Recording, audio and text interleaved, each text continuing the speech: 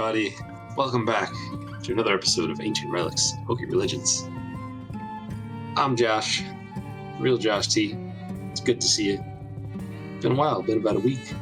Been a long week, but we're happy to be here. With me, as always, is my friend Michael, Master Yoda I Am on Twitch, and Maddogmsd on Twitter. You'll see his name pop up in a second if I'm right or wrong, I don't know. Next to him is Izzy. Above Izzy is Evan, or itsevbo. You could follow him on Twitch and Twitter at itsevbo. And next to him is my buddy Jake. So, we do the things here every week and play the game and have all sorts of fun, crazy, exciting things. We are the teaching game, so we'll have a lesson, we'll have all sorts of fun stuff, and there's also one other thing that I might be forgetting. Is there anything else happening today, Jake? Anything else? Today?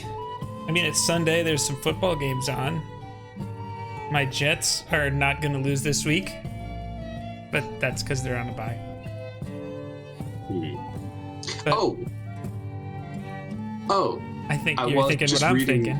I was reading the title, and there was a command loot and giveaway in there. Oh, that's right. This week is a very exciting week for D&D fans because Tasha's Cauldron of Everything is finally coming out. And if you're someone like me, who has seen all of these new releases and all of them either being campaign settings or campaign settings. This is Josh's thing. And you've been complaining and just ranting for literal years at this point. Literal years. Yep, can confirm. That we need more actual information for players and DMs. Well, Tasha's Cauldron of Everything has pretty much everything I wanted on there. There's going to be some puzzle information. There's going to be some there's so much stuff. Subclasses, group patrons. So just a ton of stuff. Yeah, I feel like this is almost like I don't want to call it a 5.5, but there's a lot of significant options, I think, that are going to be available to players here that were not previously available. So this is very exciting. Yeah, they are going to be available. And it also, I said veil because it's veil, but they are also available for free, possibly, if you do command loot or command giveaway and get in that little giveaway that we have going on. We're going to announce the winner next week on this very show. So, go over there, follow us, follow Rare Drop, follow all the things, and maybe you'll be the winner. See, Nia, you would think that. However, this is a digital product. It's on D&D Beyond, and we wanted to be able to have people like yourself who are not in North America be eligible to win it.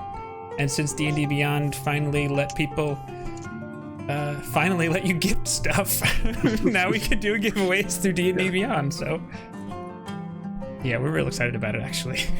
Yeah, I'm very excited about that. Oh, thanks, Serge. Appreciate that. He says we're worth binge watching. Oh, wow. Best compliment 2020. Yeah. That is actually pretty cool to hear. So just check out our Greenwood giveaway thing. You can actually get extra tickets every day by going to that link.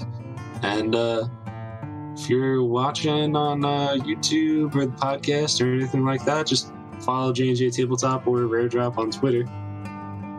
This giveaway might not be over. It might be over, it might not be over, but check it out. And there's probably going to be something going on in the future too if that specific giveaway is over. So, but if you're looking for more Rare Drop things, head to raredrop.co for all things Rare Drop. And, they've got plenty of D&D podcast type things going on between us and Reckoning Hour and the Room 2 campaign. Lots of fun stuff going on. They also have some merch too. There's some Rare Drop roleplay merch out there too, which is kind of exciting. JnJtabletop, that is me and Jake's project. If you look right under, actually, it says JnJtabletop right under our faces right now. Wow, that's crazy. So we do videos every week, basically either teaching you how to play D&D, talking to DMs about like how to make the games better and more exciting. This last week, we did a video with our friend Hidden Nerdy Side, and he has some really fun content out there. So go to our video, check it out, and just sub to him too, because he's got some really cool things. If you're looking for encounters that you can take from him and just drop them right into your game and steal them and modify them and whatever, he's got some really fun and wacky things out there. So, with all that being said, Jake, what's our lesson today? Well, our lesson today is about role-playing in combat. And as I asked Josh, I was like, did we do this already? And he's like, I don't remember if we did this already. And I was like, neither do I. But Dungeons and Dragons is a role-playing game. And I know it's easy, like a lot of players, especially if they play video games, when you're approaching combat in a role-playing game setting, you think, I need to win this. And yeah, I mean, obviously you don't want your characters to die or anything like that, but I feel like the difference here in a tabletop role-playing game is you're almost like you're experiencing and playing combat more than you are trying to not necessarily beat it. And maybe you're a very tactical-minded character, and that's all well and good, but you know, it's good to think about what kinds of things are important to your character. What kinds of decisions would they make? Is there someone in the combat that they're very emotionally attached to, whether they hate or love? Like, how would that affect their actions? Those kinds of things are things that I think are really fun. And the prime example we used in this video, if you do command lesson in chat, was from The Princess Bride. Inigo Montoya finally meets the six-fingered man. You know, in a video game, you'd be like, no, we're just gonna go get Prince Humperdinck, but like, no, that guy killed his father. He's been looking for him for like 20 years or however long it's been. Of course he's just gonna beeline it for him. So that's part of the thing that makes Dungeons and Dragons, I think, for me personally, better than any video game ever could be. So yeah, I would encourage you to approach Dungeons and Dragons that way in combat, and I think you'll enjoy it. And back to you, Josh. Awesome. Thank you, sir. Well, with all that being said, actually, and just role-playing in combat too, pay attention to what our characters in this game have done, because like each and every one of these players, the four people to my right are excellent role players, and that even translates to combat too. So I'll just give two specific examples quickly. Echo, he used to have a spear that I let him use for either bludgeoning or piercing, but his character didn't feel right stabbing people with a spear, and he took the spearhead off. From a combat perspective, it is so much better to have something that does two types of damage than something that does one type of damage. I think last week we spoke about resistances. So something might have resistance to bludgeoning damage, but not resistance to piercing damage. If you have a spear that does both, then you could use the spear part to do piercing, and then get past that resistance to bludgeoning. He took away that advantage from himself to roleplay, and that's huge. Mac, as you start to learn more about him, you'll see the subtle decisions that he makes in and out of combat and how that affects his character. And Melly and Vale also do that, and that's you'll see it. I could spend way too much time talking about all the decisions that they've made, but just pay attention to what they're doing, because they are role-playing always, and it's kind of incredible. So hats off to you. Just one thing before we get to the recap is today I just worked my 14th day straight, and I am only alive due to this wonderful cup of King's Coast coffee. We got the Jamaica Blue Mountain right now. I believe I just checked their website, and it looks like this is going for $25 a bag right now. and it was going for $35 a bag originally. And you might say, wow, that's expensive for coffee, but yeah, this is a very rare coffee. I'm not going to give you the whole spiel about it because all you have to do is go to Command Coffee. It'll take you to their website, and they have a nice little write-up about it, so just read all that. But if you're looking for a great cup of coffee, Command Coffee, check out King's Coast. And thank you for keeping me alive today. Yeah, I think if someone stuck Josh with the pointy end, coffee would come out. It's okay, it's how he's alive. Hey, you gotta do what you gotta do. Yeah, exactly. All right. So, without further ado, the moment you've been waiting for, I'm gonna bring y'all back to where we left off last week. If you remember, we had some crazy stuff going on. Last week, on Ancient Relics and Hokey Religions, Surge, their hot cocoa is incredible. Just buy the hot cocoa, it's incredible. It was worth me stopping what I was saying to tell you to buy the hot chocolate. So last week, on Ancient Relics and Hokey Religions, our adventurers had just finished a battle with this nasty, brutal creature. And as they're poking through her lair, they're starting to find some things. They found a bag of holding. They found some garlic, some potatoes, even some pickles too. But as we got towards the end, they found something really, really nasty. Some sort of something. Some dark ritual type thing is going on. Vale felt a call to go to this area. And he had some sort of conversation with something. Doesn't really know what. But it spoke to him. It spoke to him and told him that there were plans in motion, that he was marked, that there was all this stuff happening. After that, Melly and crew chased after him, found where he was, and Melly was able to cleanse the area, clear the mark from the ground.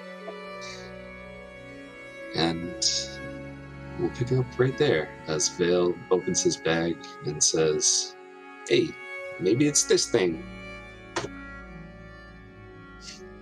Yeah, so if you remember early in the campaign, we had this idol that he found, and that's what he's now holding in his hand, extended towards Melly, and says, do you think when we took this, there was something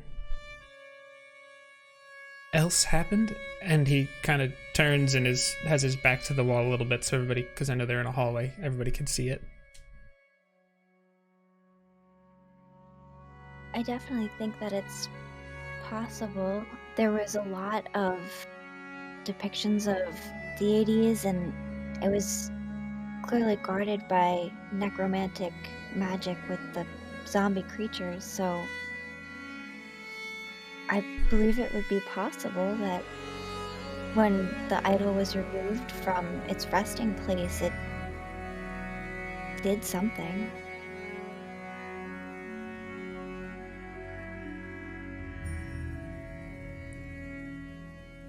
Vale just looks at the three others down the hall, Echo, Mac, and Rain. I would say his brow is still furrowed as if he's deep in thought, but I know I mentioned that Vale's eyes did not look as confident as they normally do, but that was kind of only when he was looking at Melly, and ever since he took the idol out of his hand, even Melly notices his... Well, I mean, at the very least, he seems distracted, I'll say that. Well, I definitely think that we've come across a few different magical situations along the way. It's hard to say which one they may have been talking about that quote-unquote marked you. But at the end of the day, maybe it'll make it easier to cleanse whatever it is we're trying to find, if they're coming for us. Forgive me if that doesn't make me feel any better. But you do have a point. I mean, this is... Whether this was the exact thing that the music box led us here for or not, we are cleansing evil. It's true, that isn't the reason we came here. We were just here to do good for people who may have needed it. Vale, are you okay? Shrugs a little bit of an exasperated shrug, not like he doesn't really have an answer. I don't like the idea of anything controlling me, but I seem fine for now. I think. Well, how about for the time being we get out of this room? I did my best to cleanse the area, but I still feel uncomfortable being directly next to where this vile mark was. Josh, you said everything was removed when Melly did her thing, right? Or there's still like... It burnt away with like a holy light. And there's no lights at all, because it looks like No. there was some cool lights in the map now, but now that's all gone. It's all gone. Sorry, I don't have any way of getting rid of it. On No, the map, but- this map is awesome. You did great. Okay. If the lights went out, Melly would have taken out one of the rocks and cast light on it so they weren't standing in the dark having the conversation. I just was curious. More than- Which light do you, which rock do you take out? I believe last session we had said that Melly could have had some rocks in her pocket. How about I So- toss her one of the acorns that are stuck to me? That's just All right. nuts. Well, yeah. You said you had some rocks that you just took, but you also found a couple of rocks. I believe I said 3 in the bag of holding. So I just wanted to know which one you took out. You taking the rocks that you had in your pocket, or you taking the one from the bag of holding? Definitely the one that was in my pocket. Okay. I don't know anything about those rocks yet, so I don't want to go casting light and using them and stuff. Sounds good. All right. Yeah. So you Going back you to do your the thing, and big the room middle kind room? of lights up and glows. Yeah, And then you walk out. Here we are.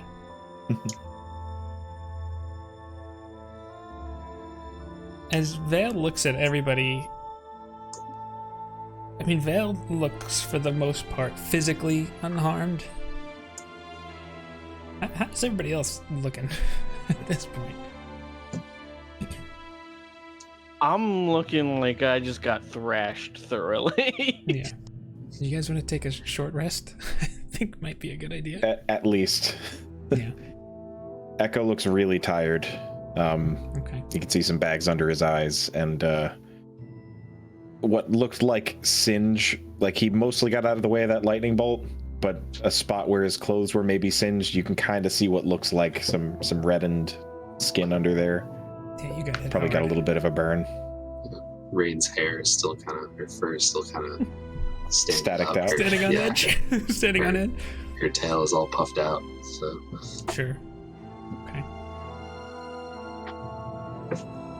I don't know what constitutes a safe place here, but I don't know. Maybe the mushroom? well, we don't know what the long term. I don't know. Are we doing this in character? We should probably do this in character. Okay. Sure. Yeah. good call. We should probably just do it. I would just say in this particular room. We can. I mean, with a short rest, we're not sleeping. We can keep an eye out for anything coming, and stay vigilant while we're taking a breather. I suppose that's true. The only thing that worries me, Mac, and I'm not sure if I think we mentioned this to everyone, there may be at least one big spider in the house. Really? Yeah. Do you want me to have Isla explore wherever it is? Where was this? I'm not sure she can. Well, we found it in a crawl space behind the back of the house. Actually, refresh my memory on this. Someone went into that room in the lower right. Was that Melly by herself? When she was getting very excited? And yeah, she snuck in there and didn't say anything about it. Neither of you guys said anything to us. Okay. I'm not sure if there may be a room that we haven't seen, but we did see a number of webs leading behind all the other rooms in the back of the house. So it would stand to reason that it's... I mean, I can't imagine something that big would fit in a space that small. Well, there's still 3 areas we haven't explored. We haven't explored the the bottom doors on the right and the left, even though that one door is now open and that was shut earlier. Did anyone open that door? That's very peculiar. Roll deception. Or performance, your choice. Do we all roll insight? Insight uses wisdom, right? Yes, it does. Give me your passive insight unless you're specifically suspicious of... Yeah, I wouldn't be. I have a 13 on mine. So. Mine's 15. Mine's a 10, but I wouldn't be suspicious regardless. So I'm gonna go with performance, and that's a 13. It's a 13? I seem convinced, so does yeah, Mike. Yep, but Echo is kind of like, I don't say anything, but I do give Melly a little bit of like a, oh yeah? Yeah, I imagine there's like a moment where like they lock eyes and Melly's just like, oh. And I just kind of give her like it's fine. And I think what I will say is, actually, I think that door was open earlier. Melly just has like the anime drop of sweat. And just... Yeah. I go over and I shut this door, and then I come back up top. And I'm good to take the short rest unless you guys want to explore or do anything else before we do. I'll take a short rest too. Josh, is it okay to have Isla explore while I'm looking? You're gonna have to let her in, but I just snap my fingers, she disappears. Snap my fingers, she reappears. You let her in. Yep. Within 30 feet. Yeah. Yeah. You can have Isla explore. Just tell me where you want her to explore. Sure. She just perched on his shoulder right now.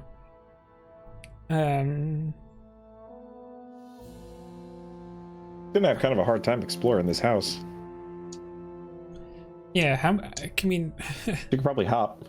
I was gonna think about that, because like they don't really hover in place, right? A raven. Oh, you should have chose a hummingbird. But I like Isla as a raven. I'm just kidding. It was just the only bird that I could think of that just... Yeah, no, you're right. You know. Well, maybe we'll just wait. Why not wait? We'll just take it easy, I think. Okay. I think it's safe to say that you guys could look through this one room while you're short resting too. Oh yeah. Because it's not strenuous activity. Oh, that's right. There's the other chest there. Yeah, we never did look that. So first off, let me know how many hit dice y'all are rolling if you're rolling hit dice. Okay, well, I think can I freely say what my health is now? Now that we're healing. Yeah. I have 5 HP. I also have a question for the DM. Sure.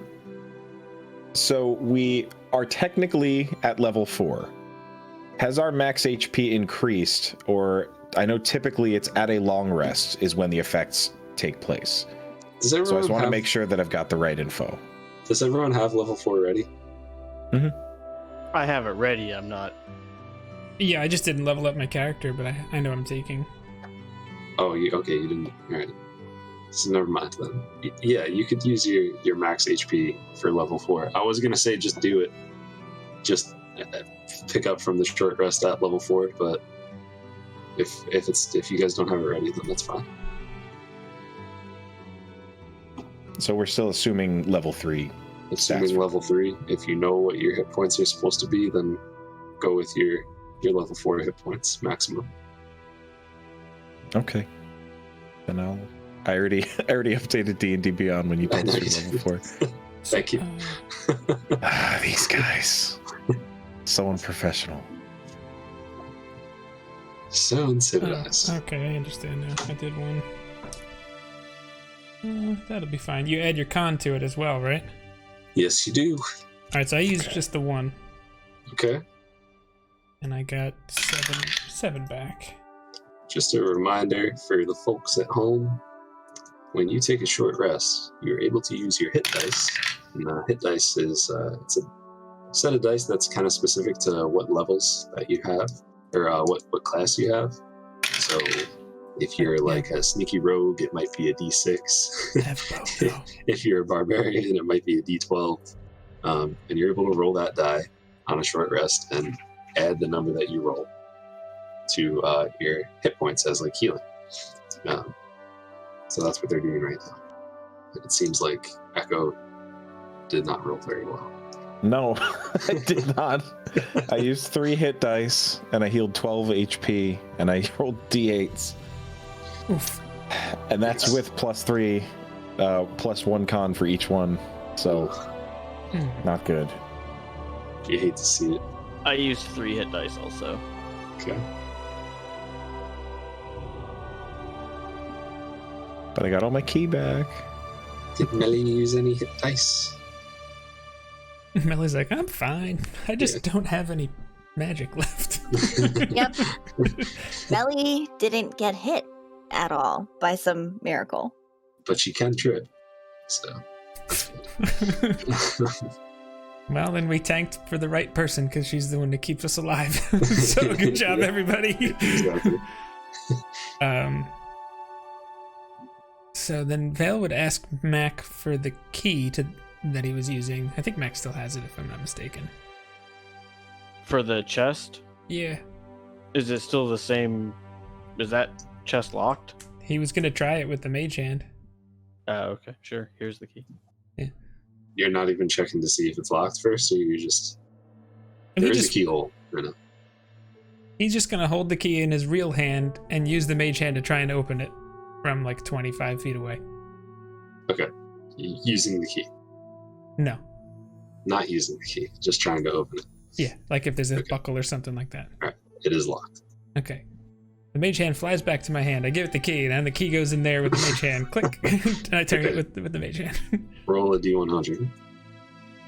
A D100? A D100. We did this last time. That's when you take 2 of these. And this one right here is the 10s column. And this is the 1s column. 17. It does not unlock. You stink. All right, I'm gonna go He just up scratches to his it, head. and I'm going to check it for traps first. Roll investigation. That is an 11, Does not appear to be trapped. and then I'm going to try to lockpick it. All right. Yeah, go ahead. Roll me a dex check with proficiency. That's an 8. It's pretty tough. It's locked pretty tight.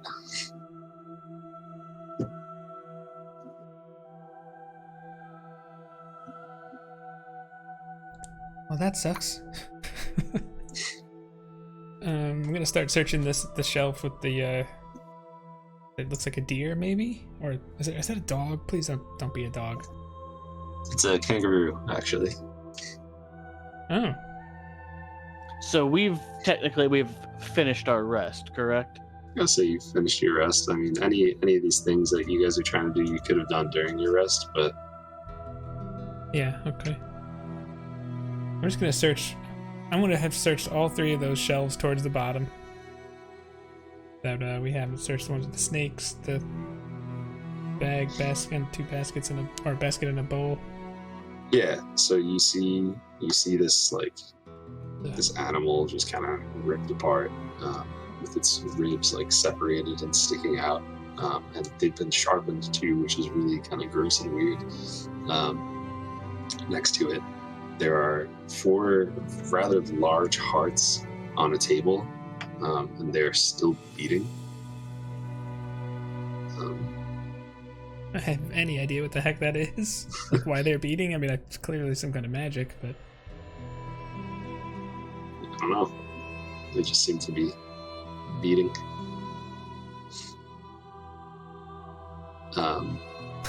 Vale just turns and looks at anybody that'll make eye contact with him. It's just like, ugh.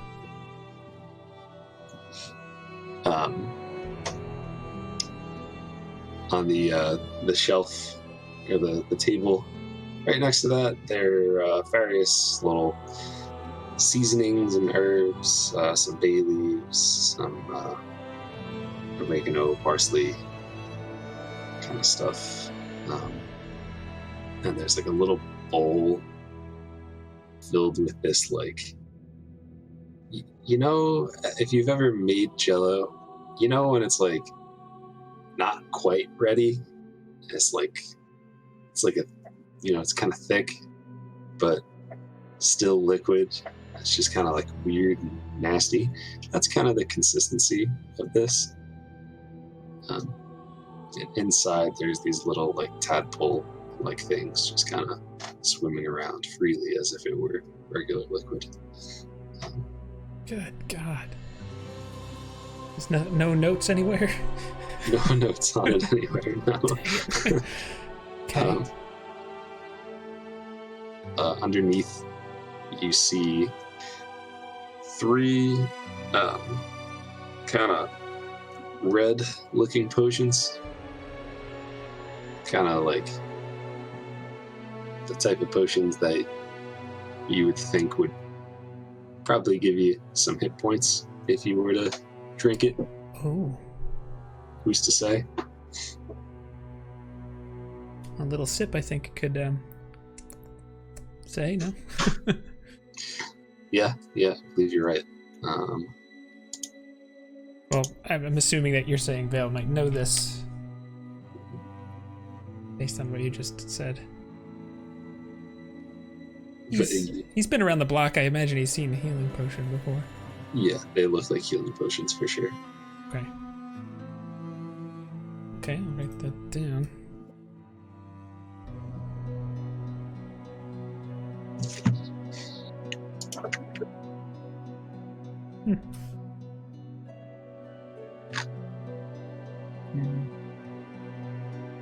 Interesting. And then What about that bag? the bag? Yeah. Unless you already said that and I missed it. No, I did not already say that. The bag is filled with more potatoes. Hey. Another sack of potatoes. Echo, I think you like this one. Oh yes. Oh yes. Food is food. Yeah, and I'll take it and walk over to Melly and kind of gesture to open up the bag of holding. Just Melly shove will right in open there. it up. There we go. This is such an amazing little big bag. Just everything is fit in here, and it hasn't gotten a bit lighter. Echo, hold it for a second. Yeah, it feels about the same. Right? So handy. While The less they're we have to doing- carry, the better. Mm-hmm. I'm gonna start going into this room. Can I I'll go tell with if the green stuff on the bottom is actually gonna hurt me, or if it's like spread out enough to where I'm not actually in it, like up above. The green stuff is not super thick where you're at. I believe the way I had described it to you last time is that it looked like there were burn marks all along where the green had touched, and it's kind of just stained green in certain areas, but there's like whatever liquid touched it caused some serious damage to the floor.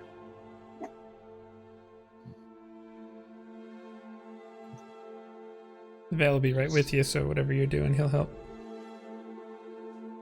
Is there a door here? No door. It's actually all. Oh, sorry. Yeah, I was waiting for it to be revealed. We don't see what you see, Josh. So I could continue moving. Guys, you gotta bear with me today. It's been a long month. Oh, so that gets significantly. It's getting like thicker and thicker. You think if you're gonna move forward, you're gonna have to make some like maybe acrobatics or something to try to not step on the nastiness. Yeah, what does yeah, and the room is lit that we're that we can see? All that green stuff. It's just giving off this glow. Okay. Like radioactive. I mentioned to Vale, I was like, I was in this stuff in the upper room, and it is damaging, so be careful. All right.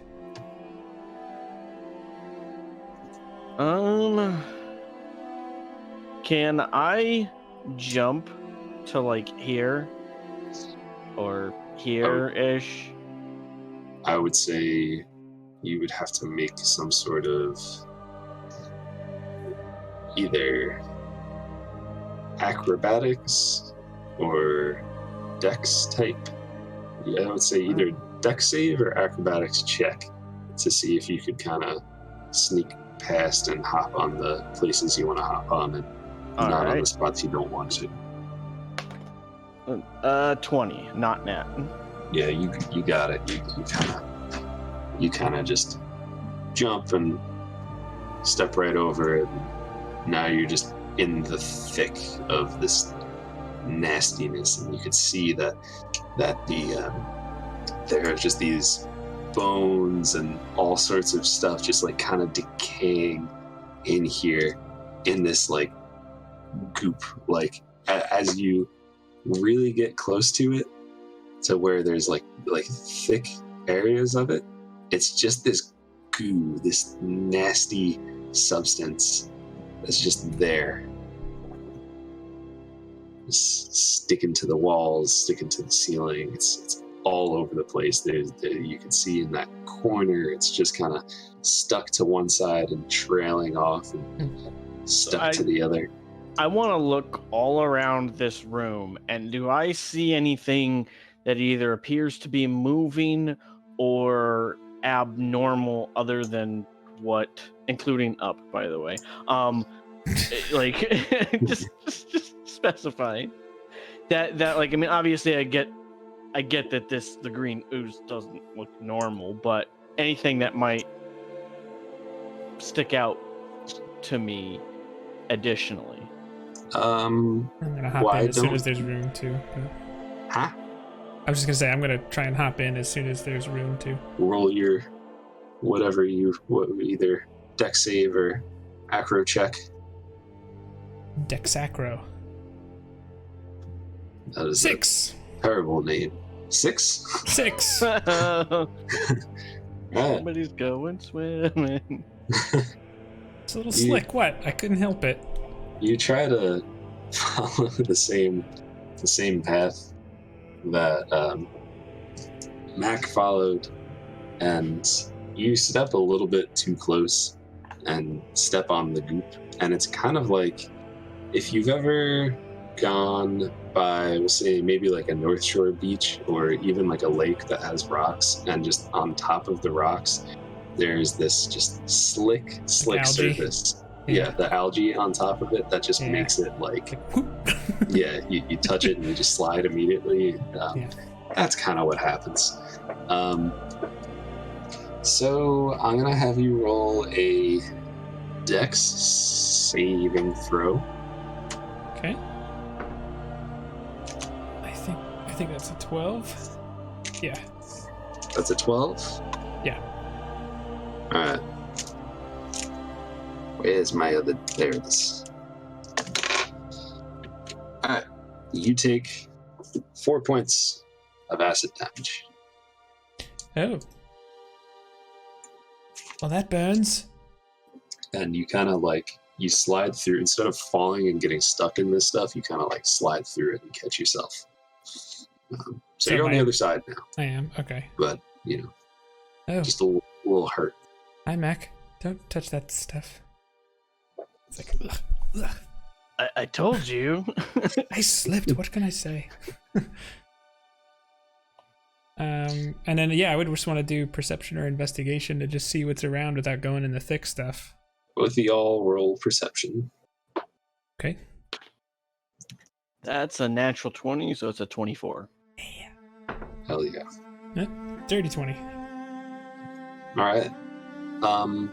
Yeah, so you see all through this room.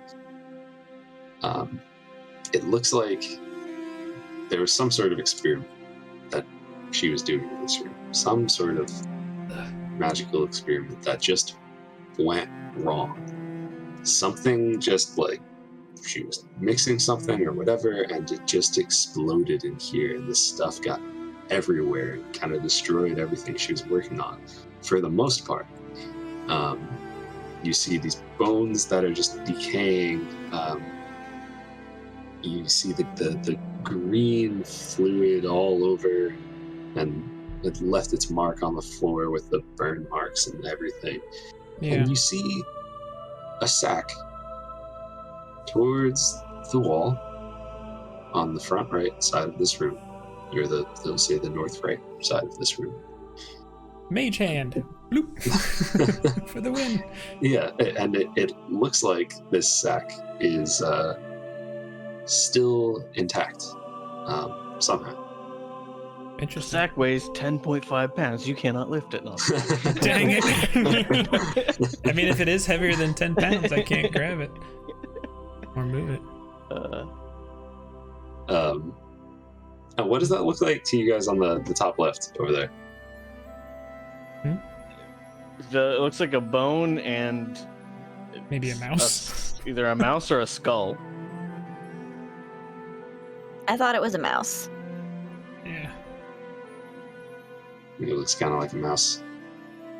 That is it looks like it was once a mouse, but it's just like, it's kind of like still moving around in there, which is like really weird. And its head just looks like rather large, like whatever happened in here just kind of messed it up. It's still living. Doesn't even look like it's hurting. It just looks deformed. So whatever you guys want to do.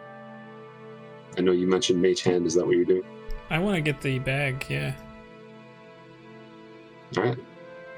Yeah, so you do your Mage Hand thing and just kind of... It comes just right up. kind of goes right through. Right, Mage Hand can't be damaged by anything, can it? I don't think it can. That's a good question.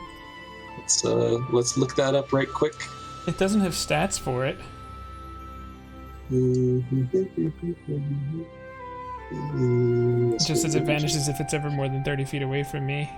Yeah, seems fine to me. So you're able to grab the little baggie and just kind of... But I don't want to physically touch the bag. I'll put it down next to me and try to open it with the hand. Sure.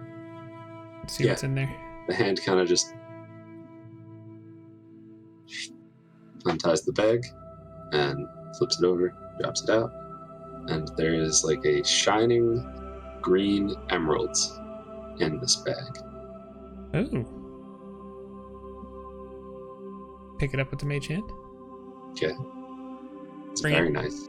Bring it close to me, and same like I did with the fire thing. I try and touch it, see if it.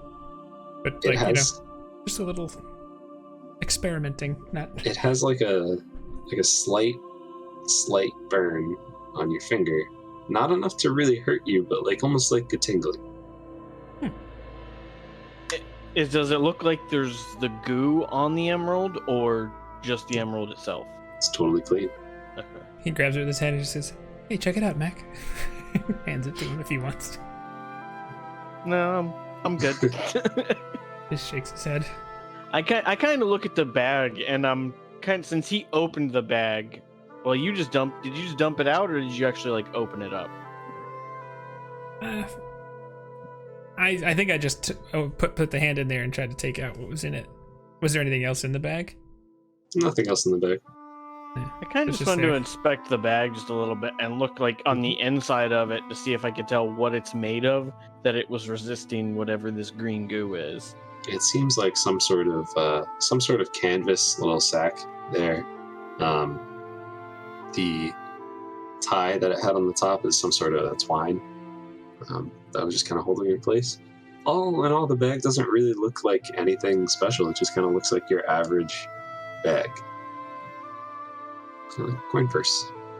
Do I have any idea what this thing could be? I mean, we know we found the fire ruby. I can't help but think it might be something similar, but should there be an Arcana check involved, or? Roll an Arcana check. I think that's a 15. Yes, 15. I'd say it seems very similar to the fire ruby in its nature. It was somehow living freely in this acidic substance without being destroyed.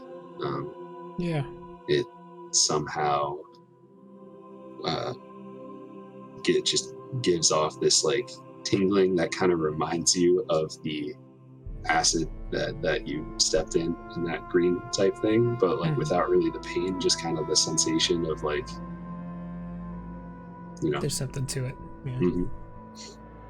I think this might be magical, Mac. Definitely seems magical. Well, we should definitely keep a hold on that. Vale looks like he's a little distracted with. You could tell like when the gears are churning, not just because you smell smoke in the room, but just you could tell he's thinking. Do you have the fire emerald, or do you have the ruby that we took for earlier? I think I would, so I'd take it out.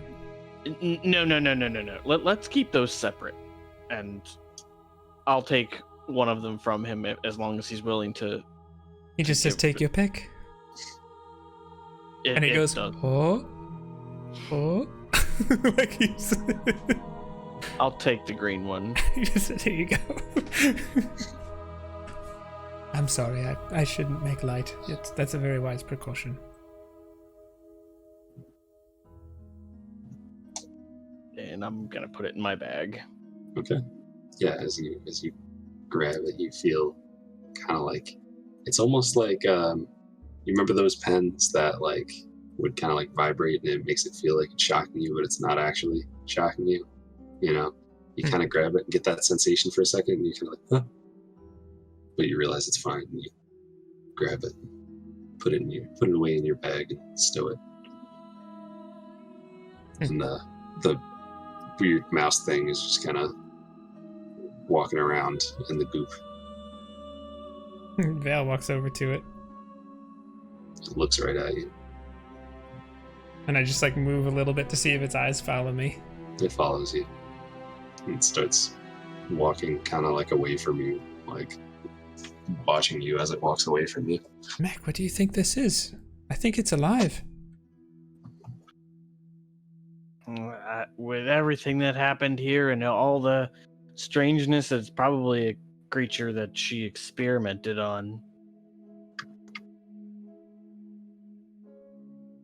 Maybe we should. He just looks back at you. Maybe we should help it, or.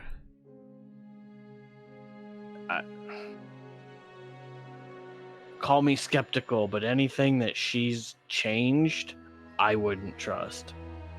Do you think you could try and speak with it? I kind of just huff a little bit. I can't speak with animals on myself. Good day, rat sir.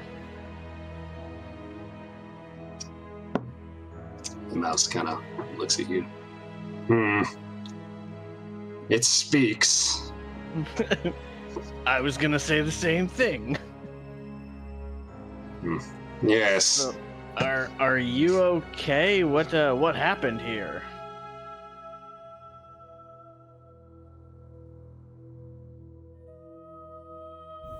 Just an experiment. What happened here? Well, it seems that you're pretty impervious to that acid goo that you're walking around in. Yes.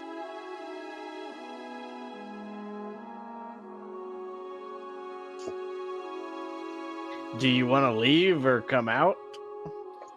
I want to do the same thing I do every day. Yes! Make up a plan to take over the world.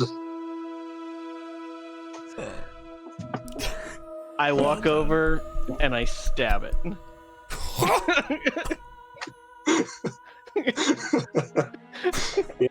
Or I attempt to stab it.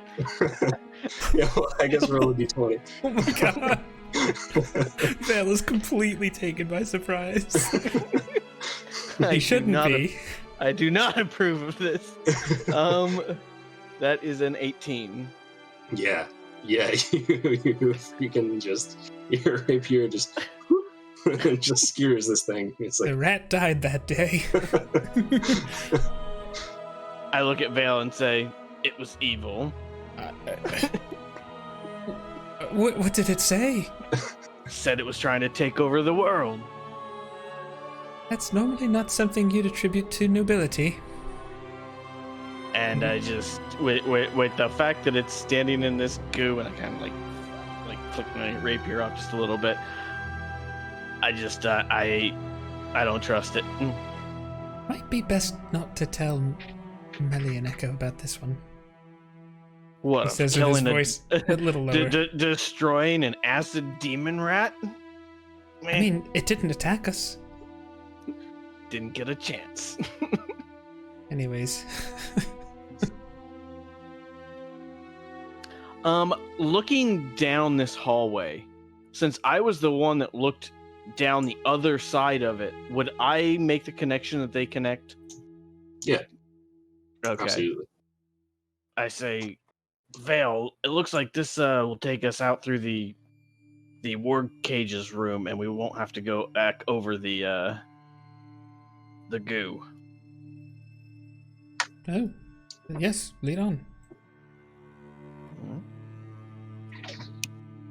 And I mean, I'm kind of inspecting things as we go, so I don't know if there is anything, but if there's not, then I'm just going to continue all the way back to the main room.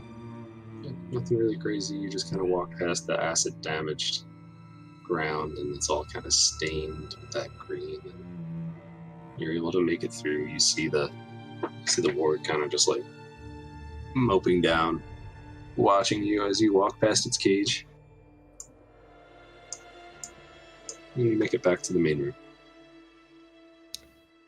As the guys are on the way back, I'd like to have a brief conversation with Melly while the guys are still, not in the room. Absolutely. And this doesn't have to be a whole thing, but just... So, what was in that door?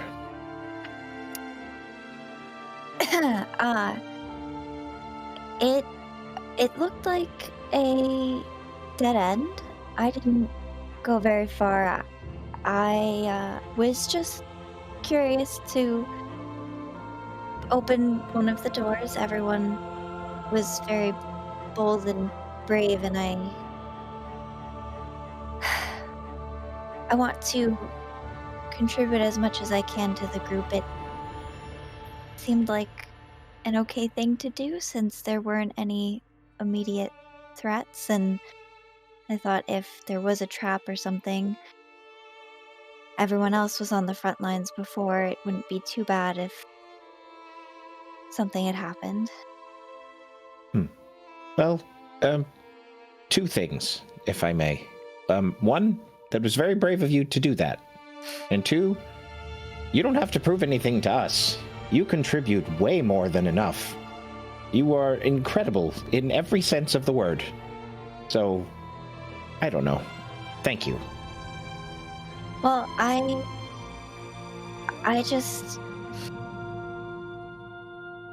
very proud of all of you. I know we haven't known each other for all that long, but I feel very close to each of you, and you're all so strong, and I don't know, I want to be like all of you. Well, I'm proud of you too. It didn't go unnoticed. The girl that I saw meditating next to that bowl is not the same one that I saw meditating, a week or two ago. That was real. I know you made a connection to something. And to see the way that you cleansed that room, unbelievable. I don't know where it is that you get your abilities from, but it must be something higher. It is. Melly's kind of standing up a little bit taller. She's a little blushed, but she's definitely a little pleased with herself, a little embarrassed, but definitely taking the compliments well. I did make a connection with something higher, and I know that where everything comes from, it's as if it's in my blood. I know that might not make a lot of sense, but I don't know. Anyways, inside the room, I didn't look too far, but like I said, it looked like a dead end and maybe some broken pieces, like something was barricaded either from getting in or I'm not sure. Oh, okay. Yes, let's take a look. I think I hear Mac and Vale coming back.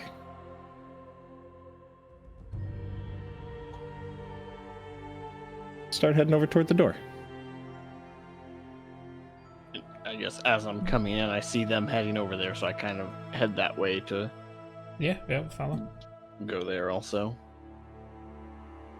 We found another gemstone in the other room.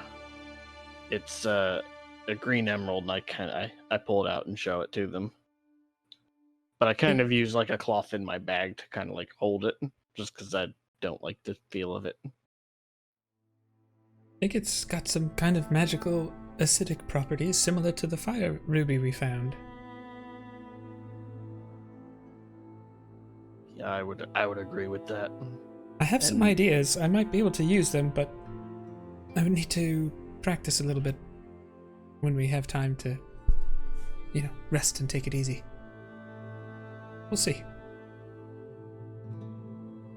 Did you guys check this other hallway? Just for a moment, Melly peeked her head in. What do we got going on there? Vale would already be peeking his head through. Okay. It didn't look like much, just like a dead end.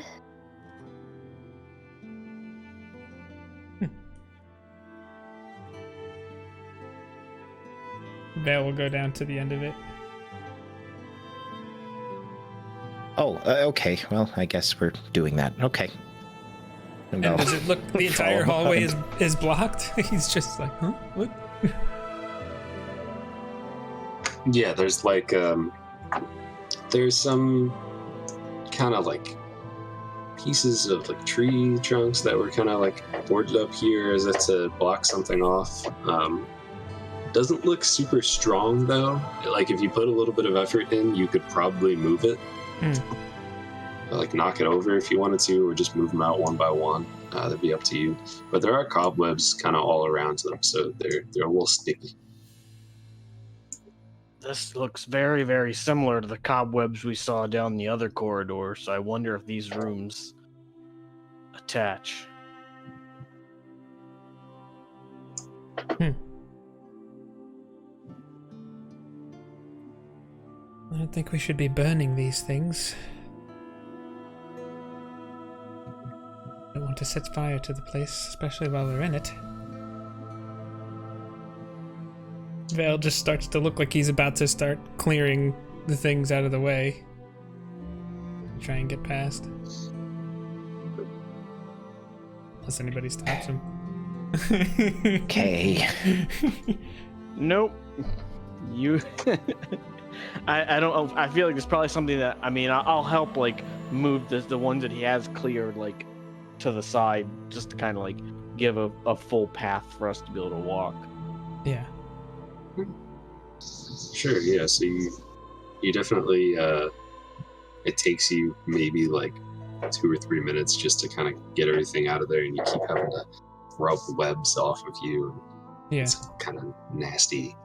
But you are able to clear it. Makes a little bit of noise. As the banging of kind of just pieces of wood knocking into each other. Mm-hmm. You're able to move it and sneak on by. Yeah, I would be taking my sword out to cut the webs down, I think, a little bit too. And... Yeah, you're able to do that.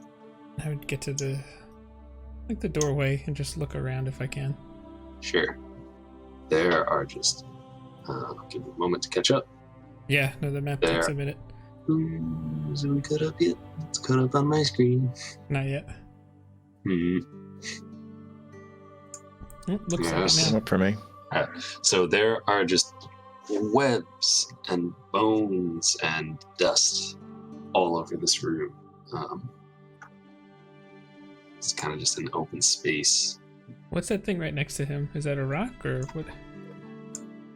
That thing right next to him is, it's a rock. That's no rock. It's a boulder. Okay. No, it's a rock. That's a SpongeBob reference that I think I must. He's gonna just keep kind of chopping his way through to try and clear a path.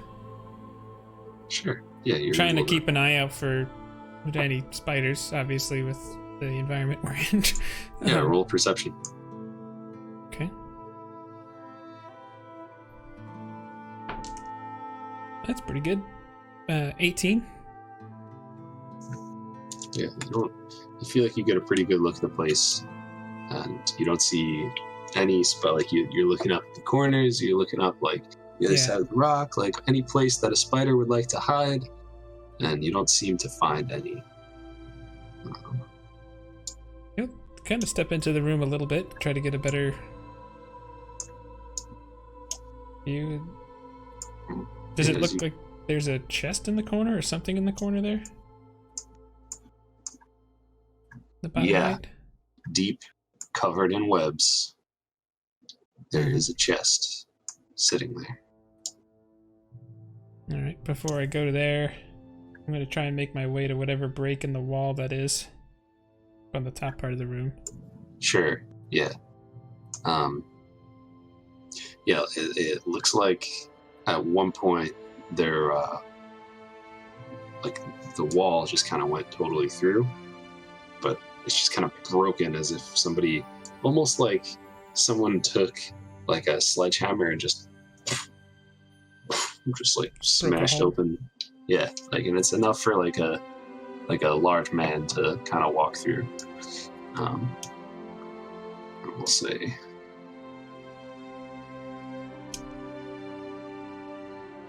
it's kind of more spidery, stiff in here. Melly, can you do the light thing on a rock?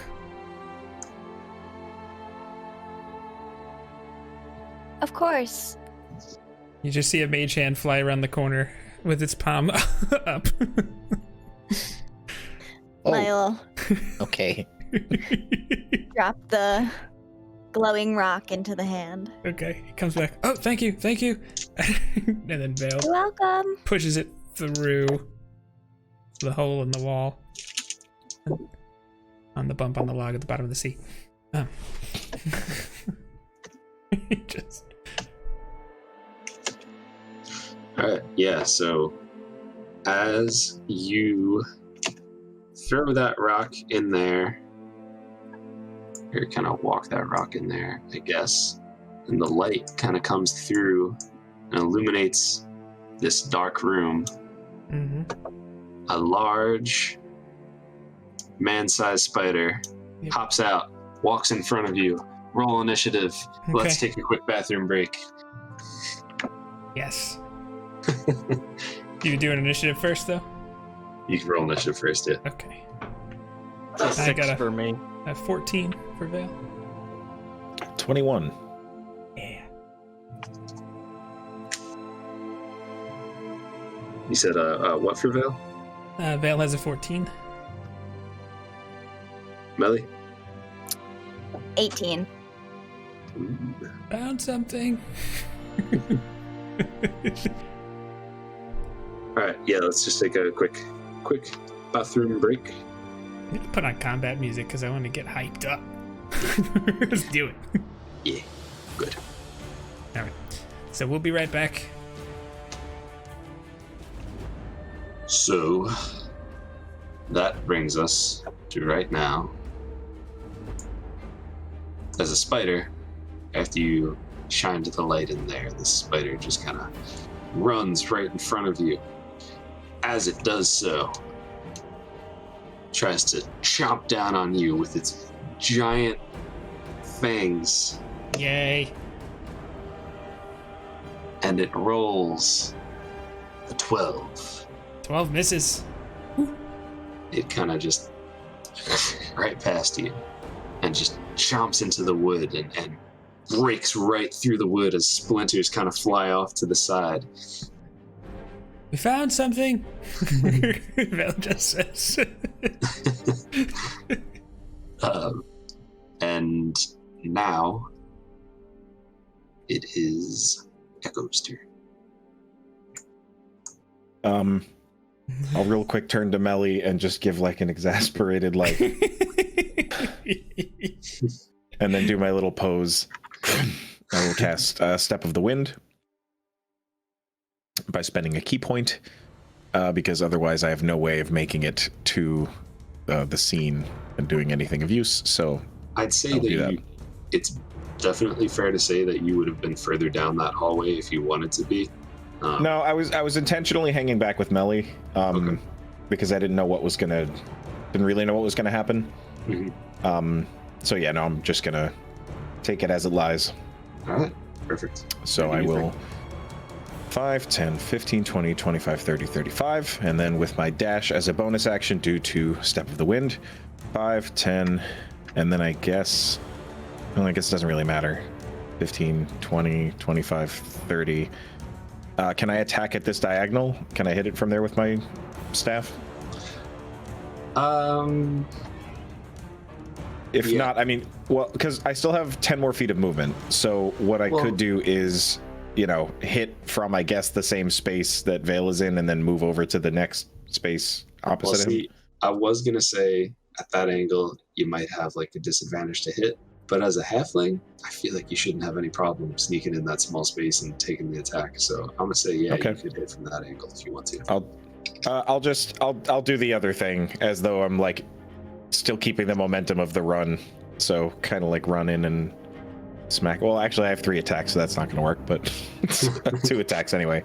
All right, so I'll roll my first my quarterstaff attack. All right. Yeah, that'll probably do it. That's a 30, 20. Yeah, you got it. And that's a D8 of bludgeoning. Okay, we're still not level 4, so I don't get to count my new things. So that'll be 7 bludgeoning damage. All right. Yeah, you're able to just kind of smack one of its legs as you roll through. It is still up. Can I fit through that space? You can certainly try. I'm gonna try.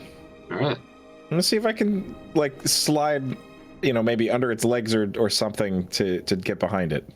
I got 10 more feet of movement. I may as well use it. Yeah. So I'm gonna try. Do you want me to roll something for that? Are you gonna make a second attack? Yeah. Why don't you roll your second attack for that? Oh wait, I can't roll my second attack. I used my bonus action to dash. Okay. So I am behind it for no reason. Well, in that case, why don't you do why don't you make like an acrobatics check to kind of like sneak through and not get caught up in the spider legs or the webs? Let's see how this goes. Okay, a 19. Yeah, you're good. You're able to just kind of fly right through there and get to the other side, no problem. Okay. And then I will end my turn. All right, brings us to Melly.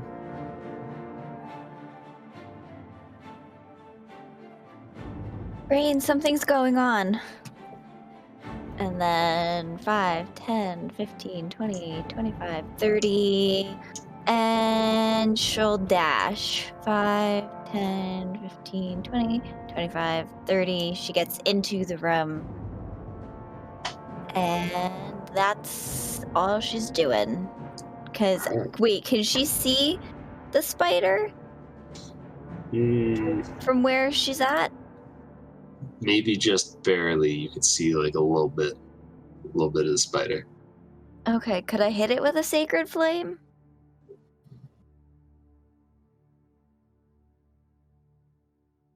No?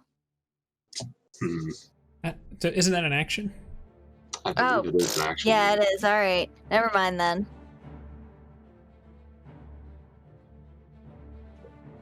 All right, so that's your turn. All right, so that brings us back to Spidey. And he's just gonna keep going with that forward momentum and try to hit Vale again. Please do. This time it is an 18 to hit. An 18 hits. All right. Careful what I ask for. Alright, blah, blah, blah. So, where is it? There it is. That will be 8 piercing damage. And Mr. Jake, ouch. I need you to make a Constitution saving throw. Okay. Yeah. Well, that's pretty good. 18. Yeah, you're good. But you are still going to take a little bit more, because... Poison. That's another 5 poison damage. Okay. Val makes I like to think a very manly sound of pain. yeah, very, very. Apparently, that's an old sound of pain. Was he having trouble getting out of bed? Nah, I think he's. Never mind. It was a poop joke. Okay. A what? It was a poop joke. A poop joke. I was going there. All right. Well, let's move on. Yeah. Yeah. The spider just kind of catches you with one of its little fangs there, and I imagine it's just kind of like moving its one of its 8 legs as it just kind of just like, it's kind of going around like this and just like kind of faking you out and that and all that sort of thing. And it's now Vale's turn. All right. Vale's gonna take his shield out because that wasn't active at the moment. It is now. And he's gonna attack. He's got advantage, right? Because he's flanking. Yes, sir. Well, that's gonna be good. That's a 22 to hit. Yeah, you got it. What was that? That was a 3 plus 3. So that's 6 slashing damage. Okay. It's still up there, but yeah, you just kind of, as it kind of just like takes a bite out of you, you smack it on the side of the head with your sword and cut a large gash into it, and it kind of just like makes like a nasty sound. How's it looking?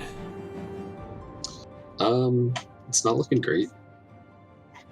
Like, okay, I don't know. We'll say like maybe like halfway. Yeah. I think that's Is it possible for me to kind of move slightly over to let Mac in if you wanted? Yeah, take a half space. Like a thing like that? Yeah. Okay. Then I'll do that, and I will end my turn. All right. That brings us to Mac. All right. Well, I'm gonna move forward and attack with my rapier. Do your thing. That is a 15 to hit. 15 to hit. That hits. Make sure you roll sneak attack. That is Oh, thank God for rogues. 13 damage. 13 damage. That's exactly what you needed. How would you like to do this, Mr. Mac? I just kind of like want to dip under and then just like jab my rapier just like into his stomach, just jabbing it, or abdomen, I should say. I think. Yeah, you do and that. so until its guts just kind of like spill down, it really does kind of cover me again. Yeah. I need a bath.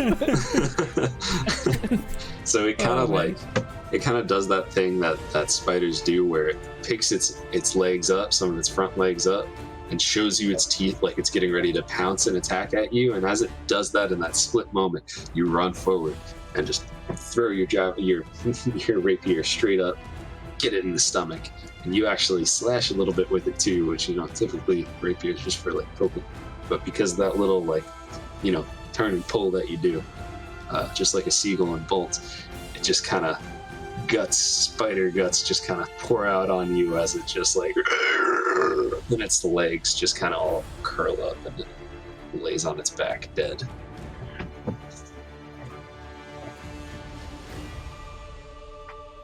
It's kind of like trying to flick some of it off. I always count on you to make your point. Vale, roll a dex save. A dex? Oh no, am I getting gooped too? 10. Yeah, you get a little, not like totally, but like your right shoulder and some of your arm just has some like nasty spider guts and blood on it as well. Okay. Well, I guess I need a bath as well. Maybe not quite as badly as you do, but thanks for that. And Echo, how do you move that fast? I don't understand. It's just sort of a thing. It's really gross in here, by the way. Ooh, what's in there? Webs, bones, webby bones. What else is in here? Is that it? That's pretty accurate. Okay. Webs, bones, webby bones. Webs, bones, webby bones. The back of a spider. That's in here too. Yes, I see that. And me. Well done, my friend. Well done yourself. And Mac, my goodness. Again, huh? What can I say? It's a messy job. Somebody's got to do it. Could do it more cleanly. I think Vale's gonna use his second wind while this is happening. And I want to start trying to harvest the venom from the spider if possible. All right. Or poison. Got 8 Roll. back. Forget what I've been making you roll for those. Survival, I believe. So roll survival with proficiency because you have proficiency with your poisonings kit. That's a 4. Yeah, you actually make more of a mess and kind of like get yourself. You hit I'm the already web. like too slippery, and I'm like just Mhm. kind of. Yeah. You hit like the web sack by accident, and just like it just kind of just like you just get. I don't know exactly how that works, but you still just get like web all over you. Well, that didn't work. Could be worse. Somehow. Val would just be chopping his way over to this chest, I think, Sure. in the corner. Whoa. He could. I think Indy's saying hello, I think, over there. Yeah. Sorry about that. You're fine. Yeah. So you are able to do that. So you make your way over to the chest. Oh, Michael. Chat. Somebody needs prestidigitation. Yeah, we do. Vale's just gonna take. He's gonna back up to where, now that it's a clean path, he's gonna back up, 10 feet and try to open it with his mage hand if he can. It is locked. He tries the key. Why not? All right, roll a D100. Okay. Be better to me than you were last time. 27's better than whatever it was I rolled, but it's still not so great. The chest does not open. Maybe this key only worked in the one spot. Well, I guess then I'll check it for traps. Yeah, roll investigation. That is a 10. Doesn't seem like there's any traps on it. And now I'm gonna try to lockpick it. All right, Dex with proficiency, sir. That is a 22. Yeah, you're able to pop that baby open. And when you open it, it kind of like you're able to tell that like you unlock it, and you go to open it, and it just kind of sticks for a second. You pull it open, and you see like the web stuck to it, just kind of almost like acted like a glue, and you're able to just kind of peel it open. So the cobwebs go back, and inside of it, you find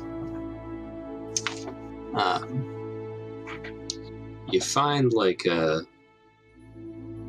this.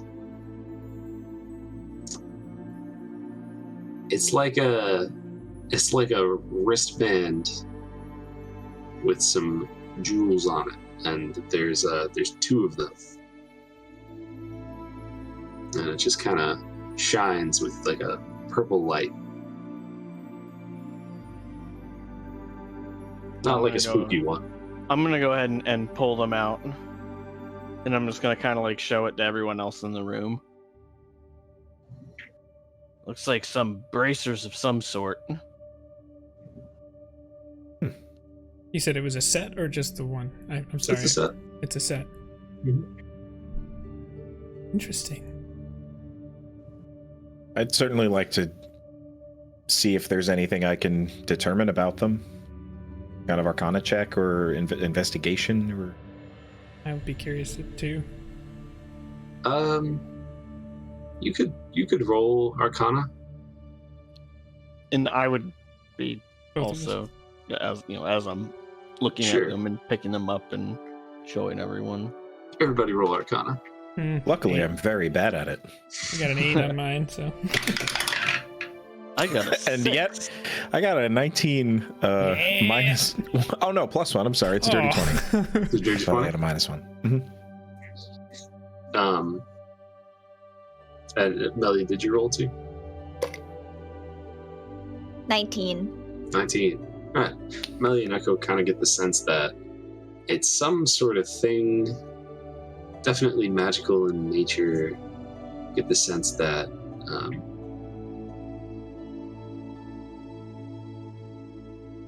it's something worn to enhance some sort of fighting. Not really entirely sure what. You've seen things like it that people wear before they get into combat and before they fight. There's usually just a little purple glow right before they enter combat. Not entirely sure what it does, but you've definitely seen things like this before, or the idea of it, you've heard of it before.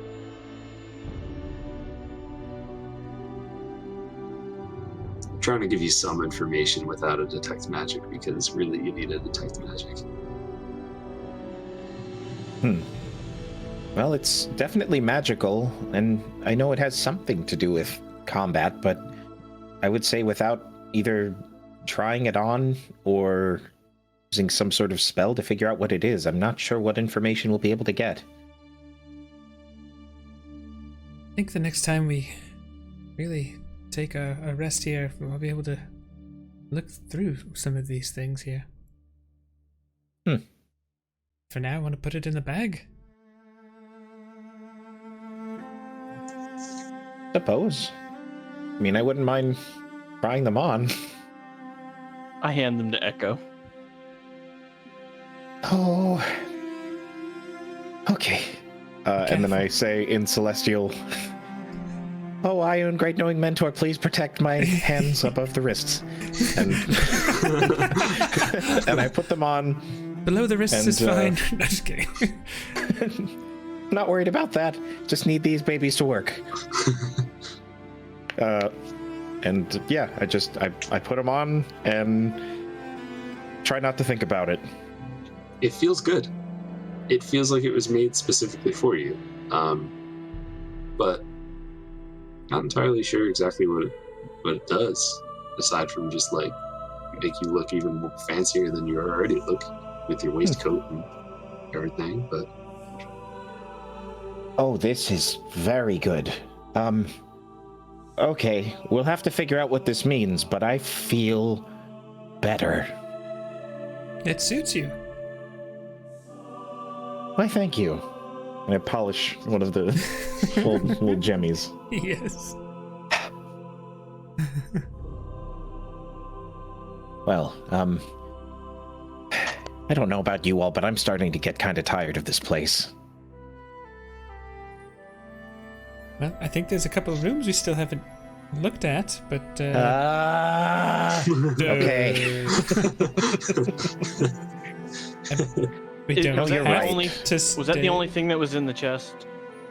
that was the only thing that was in the chest. It was a rather small Okay. chest. Okay. Oh, you know what? I did forget. I intended to. Well, I did already ask if there was anything else in that little crawl space. I was planning to look through a little bit more thoroughly, but I don't know if there was a purpose to doing so. Which crawl space? The one that I was in with where the spider was, where the spider leapt from. Oh, yeah. Yeah, as you kind of look through this room, it seems like this was where the spider kind of just hung out. It was a dark room, dark and damp. It has just a musty smell to it. And there's just webs all over. Some bones, just decaying. But nothing else of note, though. Okay, I will grab the rock back that has light cast on it. I'll just pick that up and then hand it to Melly. I believe this is yours. Thank you.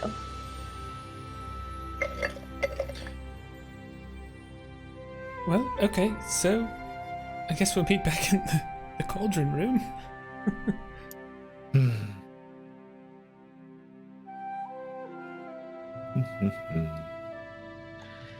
I'm just kind of like walking out, just like my arms just a little bit out to the sides, waddling just a little bit because I'm just Gooping. so. The goop walk. It's in my shoes. Should we... don't you think it would be responsible of us to understand what's here? I don't want to do anything the group isn't in agreement with.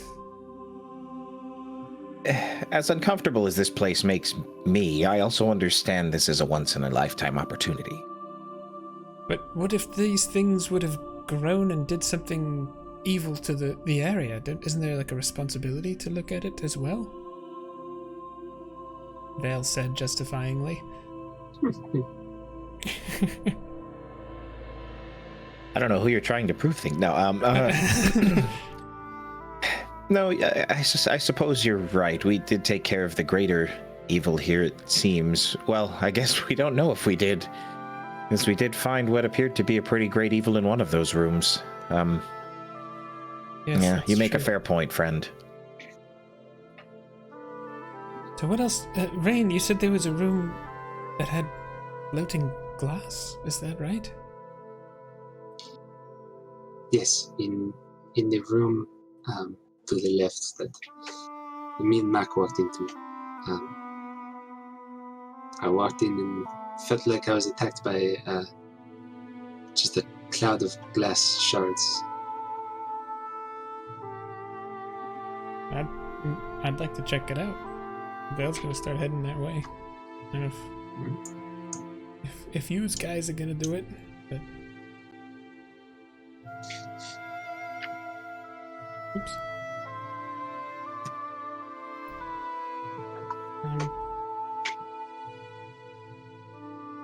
There's a Vale opens that door. It is an empty closet. That's right. And he's gonna come around the corner and see what he sees. Rain is going to say, "Be very careful. This is where I walked right into All right. the cloud of glass." Does Vale see any glass in there? Roll a perception check. You open the door? Yeah, I would open the door. Yeah, roll perception. 15. 15? You know, you see, like, you see glass, reflective glass all over the floor, and a frame, almost as if a mirror was shattered in here. Okay. You don't see Vale's anything like floating or anything like that. going to use his mage hand to just move the glass like away, like to the middle of the room. Yeah, I imagine that it's not only a mage hand, but you have like a mage dustpan and like little, Yeah. yeah, just just kind of take it off to the side and drop it, and you're able to do so. Okay. However you do it, that's just the way I imagine it. But He'll step into the room. yeah, make a Dex saving throw. No, I'm just Dang it. I mean, I get it, but dang it. Yeah, you walk into this room and there's just like yarn all over the place, and over on the tables there are just these dolls that are kind of like half put together. Yeah. You know, it's just stuffing and stitching all over. And over on the right side, there's two that appear to be like conjoined. On the bottom, it looks like there was just something really weird going on with that one there. It's not glowing like it is in the picture anymore, but Okay. it's definitely weird. I think it's okay to come in here. He just says, maybe when we defeated the witch, whatever magic was active seems to not be active anymore. Vale's gonna start looking at all the dolls, seeing if he can recognize them or... Yeah, roll a history check. Okay. 17? The dolls appear to be Nope, 19. Excuse me. elven design. You've seen toys like that around before, like where you grew up. These ones are just kind of weird that she would have them in here, and like the whole circle thing that was going on the bottom, or that section on the bottom was just super weird and unsettling. And the fact that she was like connecting two of them is really weird. Like I you don't really know if it's because she just liked the way it looked together, or maybe there was some other purpose for it, but What about those? Are those jugs or jars or something? Is that what that is? Or do you those go to open spools, one of them? maybe? Yeah. Yeah, with the mage hand. They all appear to be empty and decorative. Okay. What about in the bottom left? Is that paint? Bottom left, the orange one Yeah. is like a dye in there. Hmm. Pink one is also some sort of dye, but the red one straight on the bottom is blood. Okay. More creepy stuff in here. What about, are those barrels or boxes? I'm gonna start. Those are stools. Stool. Okay. Should we look under the carpet? Oh, yes, please. Melly will lift up the carpet. As you lift up the carpet, you kind of pick it up. Dust just goes up in the air. Sorry. No, it's fine. Right. There doesn't seem to be anything under the carpet. But the weird thing is, when you get a close look at that, the pattern on the carpet kind of looks like the doll on the bottom. Oh, it does. Well, I don't think that anything good was happening in this room. Does Melly recognize the symbols that are on the floor that the doll is in? Like, do they look like the symbol that was up top or reminiscent of anything she's seen? They don't necessarily look like the symbols up top, but why don't you roll me an Arcana check?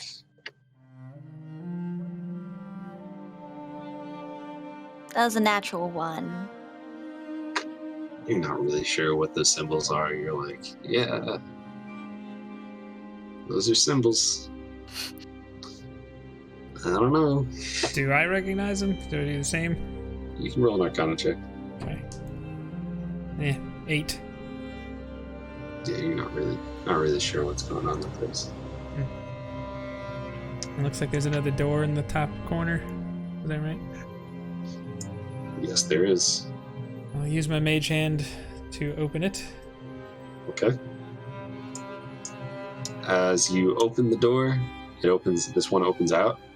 You open it out, just like a pile of dolls just fall out, like they were stacked in there and kind of like way too many to fit inside of it. And these ones have like various like eyes are missing on them, and they're like stitched up in weird patterns, and they just look creepy and gross. Just as a... Is there any resemblance between any of the images we've seen carved into the trees and these dolls, by chance? Roll.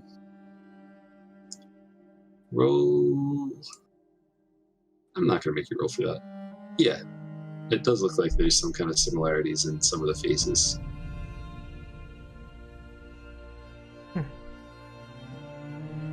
Melly, take a look at this one.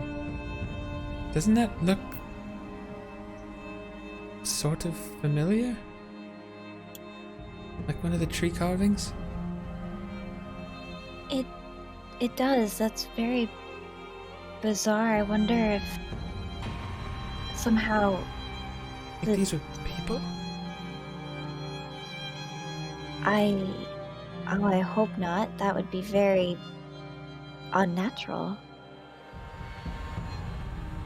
I'm gonna try and step around the dolls a little bit and see if I can get a look into the closet, but not expecting to find anything. But Yeah, closet seems to be empty aside from the dolls that were in there. all right, nothing else in there. But the rug looks like that doll over on the. At this rate, that seems like an altar. Yeah, I agree, especially because of the blood symbols. Yes. I definitely don't want to leave this like this, but I don't want to forget this either. I'll be right back. Melly's gonna walk out Okay. to over here. There's like papers here, right?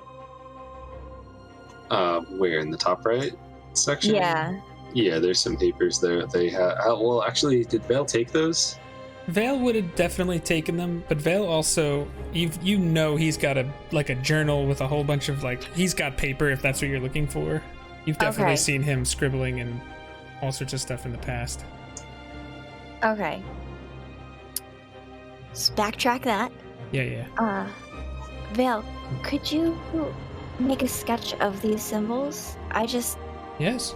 Oh, good idea. don't want to forget what they look like if we see something similar later on our path. Yeah, he's got a forgery kit, so I imagine he's got some stuff there. You have proficiency in that, right? I think I do. Yeah, roll Dex with proficiency then to try to copy it down. Yes, I do. Natural 1. Yeah. For a 6. It's I'm having trouble here. Vale spends the better part of 5 minutes with a really focused look on his face as he looks at the ground and starts marking this with this paper, and you see him kind of hold it up, hold it, look over it, make some adjustments. He's he feels pretty good about it. And Melly, you look at it and it is not good. It doesn't. Awful. It's all those the intricate markings are all kind of triangles that he drew there. He drew a Star of David in the middle and put just a stick figure for the doll, and it's just it's not great. Oh no. Did you have enough light, Vale? Did you have enough light? Oh. Do you not like it? It's great. I think that will definitely jog our memories as to what it looked like. So I guess before we cleanse the area, should we get rid of the dolls too? If they're tied to someone. Vale's gonna use his mage hand to pick the doll up off the altar. Okay. And put her on the shelf with some of the other ones for now. Alright.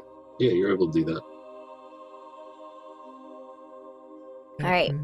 Know what else to do. I'm not very familiar with that particular type of practicing magic, so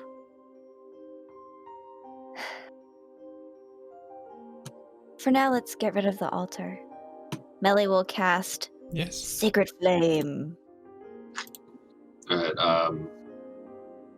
roll an attack for it instead with your casting modifier. Okay. I'm not going to use this one because that was a natural one before, so hold on a second. But you already got the one out of it. No, I don't trust it. Okay, that was much better. And then what am I doing? Okay, then add that. That's going to be 18. 18? Yeah, you see there's kind of like a blue holy flame that kind of lights up on the little altar type thing. But it doesn't really burn away the way the other one did. Everything kind of stays there.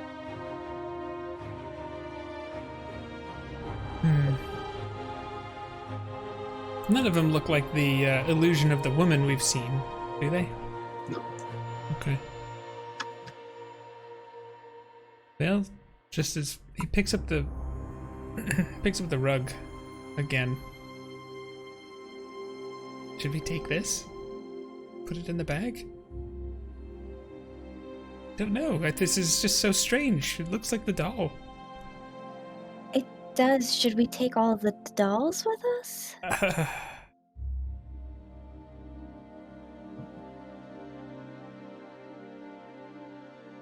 Mac! Echo! Rain! Come in here! While These- we're waiting for them to come in, Melly's gonna go over here and take the paint and pour the paint over the altar to... Good thinking. Yeah. Is any of the paint blood, actually, now that it's on the altar? Oh, but like what's written on the altar? Yeah.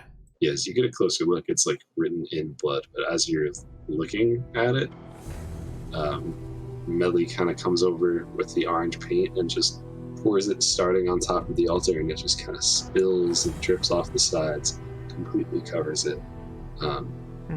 And the markings are now covered up. I think the markings were done in blood, Melly. Oh. Do you think we should pour the blood over it? I don't feel comfortable doing that. I have no idea. Echo, have you ever seen anything like this in your studies? Hold on! It's pretty far away! I love he takes it all the way through A lot of hallways here. Okay. Have I seen what? I'm sorry. These dolls seem... Here, let me show you Bright a drawing orange of what we just tables? saw. This pretty much looks exactly like what Melly just covered up. I think one of my little nephews drew something like this. Okay, well, anyways, these dolls, they seem to look like the faces we've seen in these trees, and the markings on the rug look like this doll over here, and he points to the one on the shelf, but that was over here on the altar. I don't really know what to make of this. I'll be honest, I don't know what to make of this either. It sounds to me like... I mean, I certainly hope that these aren't people, or maybe it's just to remember those who haven't been captured. I'm not really sure what this is. I don't know either. They seem elven in design. Peculiar. You mean designed after elves, or that the dolls themselves are like a doll an elf would make? I think it looks like a doll an elf would make, Josh. Mm-hmm. Okay. It looks like maybe something an elf would make, but I'm probably making something out of nothing here. But I would say this room doesn't look like nothing. there's blood in this container over here. I'm assuming, well, this paint that I see all over this altar here, I'm guessing that's new. Yes. I tried to cleanse the area, but it didn't seem to take as it did in the other room, so I didn't just want to leave the altar here. So I figured at least pouring something over it would hopefully seep into the cracks and get rid of the symbols. I think that was a great idea. Me too. I mean, I know about as much about magic as Mac, but I'm not sure what else we can do with this, and I really don't like the look of that doll. That one just looks like the rug. I feel like should we take these things and put them in that bag we have? I don't know. You want to take that doll with us? I think we may have enough marks on our back, to be honest, friend. Right. When Echo says that, Melly's gonna start pulling the dolls that she had been quietly stuffing into the bag of holding. Okay, we're putting these back.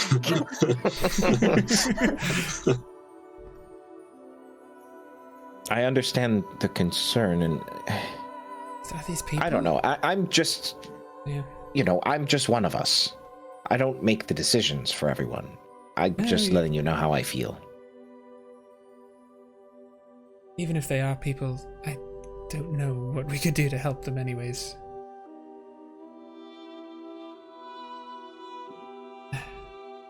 Vale just starts to walk out of the room. Is there any way for us to tell if they're magical at all to any degree? And you could roll an Arcana check. All right, I will do that. Jesus.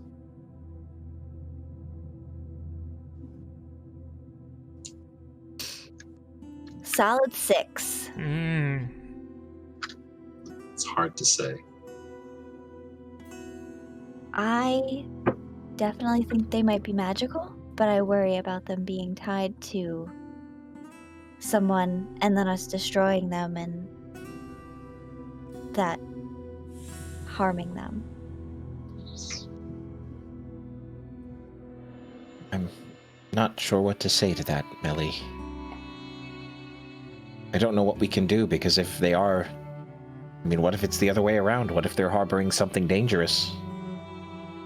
Then we unknowingly bring that danger somewhere else.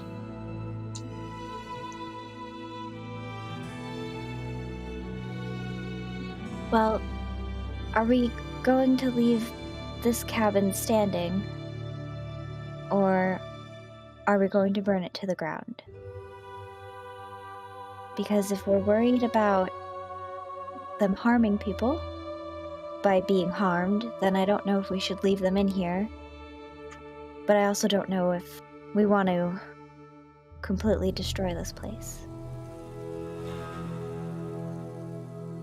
There seems to be some pretty important magic here. Some, well, I'll say mostly for the worse. There are some good things here. I don't know. Maybe this is something we should talk with everyone about. I agree. Let's get out of this room. It's starting to weigh down on me, if you know what I mean. Mm-hmm. And I'll head out as well. Yeah, so there's these creepy dolls in there. You just hear me explaining it to Mac. Actually, Mac is not in the room. I'm not. So when they went into that room, I went down to go talk to the warg. Oh, I like that. Awesome. So this is all while they originally went into that room, and I don't know if I would have heard him Vale call because of how far away I was. Yeah. You're pretty far away, so that's why I didn't move my character, because I would assume that I didn't hear him. yeah, we'll say you didn't. But I wanted to go to the warg, and so warg, do you have a name? No. Would you like a name?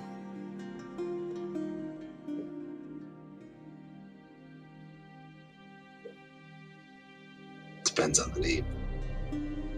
I'd like to call you Kev. Okay. Would you like to come with us? Your evil master is no longer alive. I'd like to be free. Are wargs in their wild sense, are they evil, or are they just kind of like a wolf that they're a predator but they're not necessarily bad? Hold on 1 second.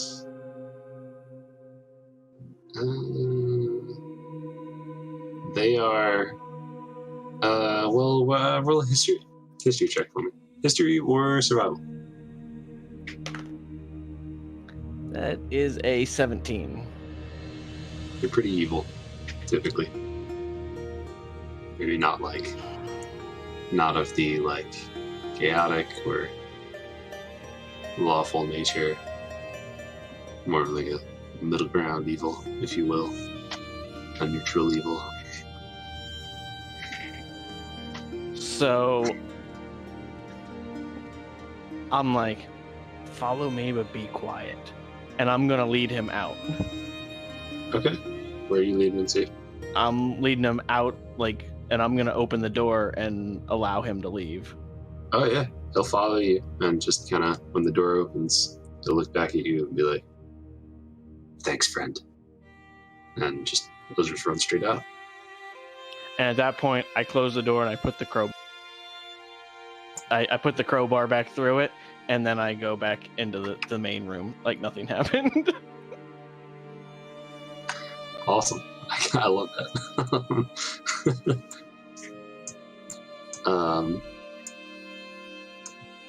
I'm gonna give you an inspiration die for that, actually. Sweet. And now, so I may have actually been in this room by the time that they came out. The timing of it, you can decide. I'd say you guys kind of walk back in right around the same time, enough so that they see you walking back from that area. I don't know if that would raise any questions, but they're walking through. They see you walk back into the room as well.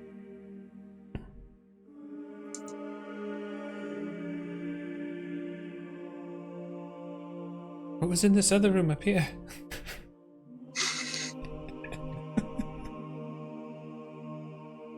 I'm assuming you're talking about the northwest room? Yes. Well, when I went in there, sort of hard to describe. It's almost like going outside, but I believe, as I recall, some statues, and at the time, one of those frogs, as well as some sort of spirit. I didn't get too much of a good look because it was sort of amidst the chaos. You also saw like stars and like glowing things like in there. Oh, that's right. It was kind of like beautiful, actually. But It was already walking that way. Was beautiful. Yes, let's maybe worth a look. yes, you're walking into that room. Val will, yeah. As Sure. you walk in there, it's like pitch black. Oh. You saw that in... Yeah, Yeah. I walk in behind everybody. Ah. Oh, it was so beautiful. So, like, it's not even dim light for people with dark vision? Oh yeah, I mean, it's like there's no light in the room. Dark Okay. vision, you know, you'd be able to see typically the same way your dark vision would. There's like And- rocks and stuff hanging out in there. Yeah. The I mean, ground. would one of us be carrying the rock that Melly put the light on? Because doesn't that last like an hour? I handed it back to Melly. Oh, okay. Melly would have dismissed it, but once she realizes that the room is really dark, she would have done it, cast it again on the same rock. Yeah, as you do that. Does someone want to take this? Val just puts his mage hand out. And she'll drop it in the mage hand. And he just brings it all the way up to the top in the middle to try and give. So with your little like disco rock in the middle, Exactly. you're able to you see some rocks and some stones all around the room, and the ground is like it's like a bluish sandy dirt on the ground. And it doesn't look how like in this picture you see like the like spectral butterfly looking things, but you don't see anything like that in the room right now. It just looks like a room lit up by the light and just with like a bluish green dirt floor. I think Val would naturally just start trying to look around a little bit, but I'm not sure there'd be much else to the room. Like an investigation check, I guess, maybe? Yeah, or you could roll trying to investigation. find something? And I would search this room also. You could roll investigation as well. 30-20. And dirty 20 also. Nice. Right in the middle of the room, like directly to the left of where Vel's token is, well, down one and to the left of where Vel's token is, that rock stone just has like a face in it, exactly like the faces you saw carved in the trees. I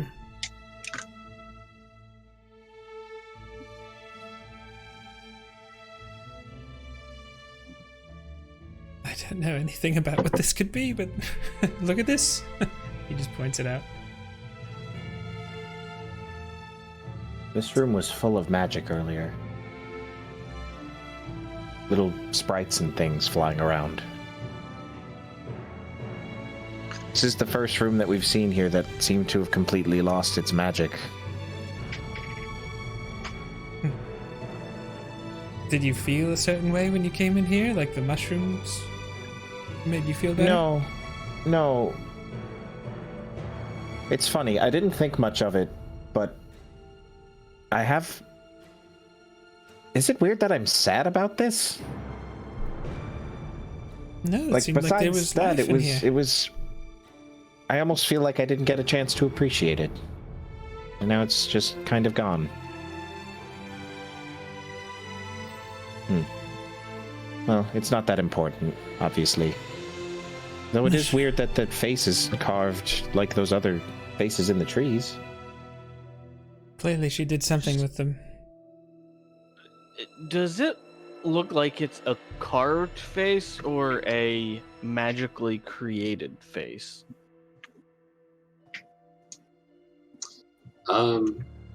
It looks carved, but who knows how it was carved? It's a very immaculate work.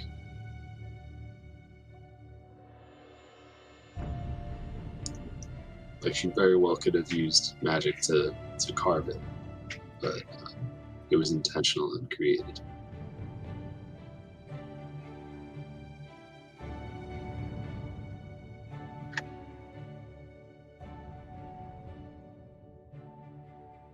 I know this may sound strange coming from me, but I think I'm ready to leave this hut. I have to agree. Is there anything else anyone needs? I'm just gonna grab the one chest if I can that we weren't able to open and to bring it with us. Oh, what do you want to do with that warg? Oh, I don't know. I mean, there really isn't anything we can do with it. I mean, are we gonna burn this place to the ground like we talked about? Vale kind of looks at Rain. I mean, Rain seemed to think that was a bad idea when we talked earlier, just because of the fact that it might catch the forest on fire. This is a dark place. Do you think that you guys your clan might want to come back here and possibly raise it to the ground in a slightly safer way, rather than burning it down? I do not know if there is a special way to do such a thing.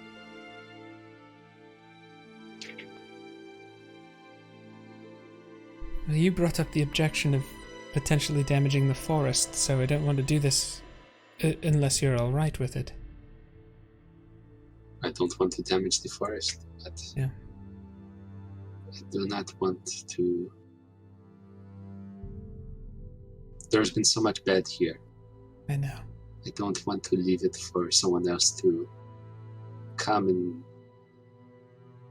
do things as bad or maybe even worse than this creature was doing. Well, maybe we should take a step outside and look at the hut to see if there is a way we actually could control the flame. Because I don't want to damage the forest either. There's a look of she looks appreciative at your sentiment there. Because if something goes wrong with something like this, there's really nothing we can do. Mm-hmm. At least not that I can do. And he looks at Melly.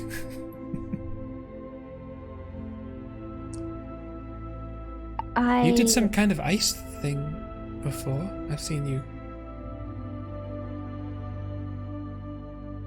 Question for the DM. Would it be possible? Because I assume Melly would know if she could do this. Could she surround the hut, like a perimeter, with ice to like kind of keep the flames from going any further? You know, some might say that that's beyond the scope of a ray of frost. I, on the other hand, think that sounds awesome. So you're gonna have to roll for it, but I could let you try that for sure. Well, I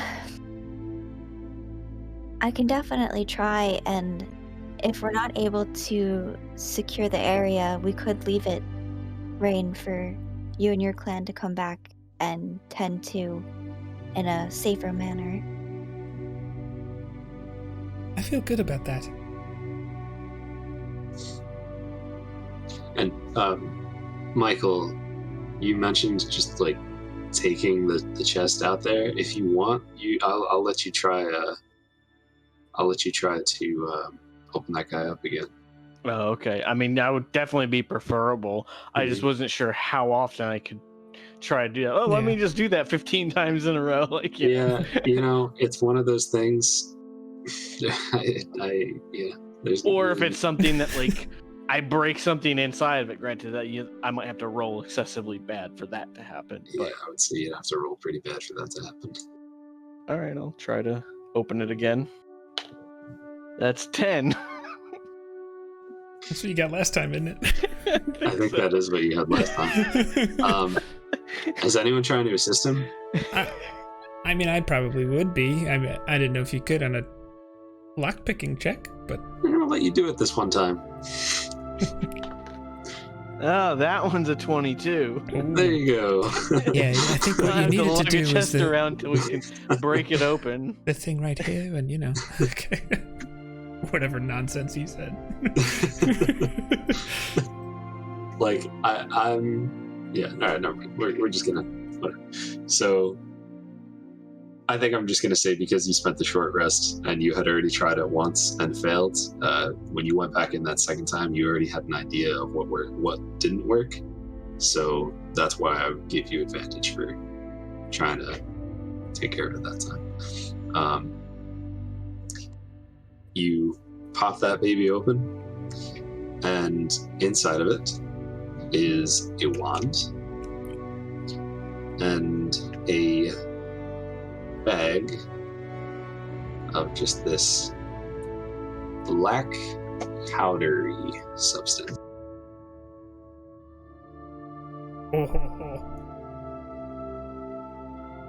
So I pull the wand out. Hey, Melly, check this out. And I show her the wand, and I guess, and you too, Vale.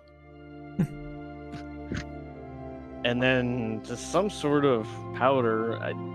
Can I make a? Do I know or recognize what it is? I don't sniff it like Vale did. Vale sniffs. It smells. It smells like sulfurous and like a bit metallic, but like mostly like sulfur. Mm. Do I recognize that? You're not really sure what it is. You haven't seen anything like that before. Okay.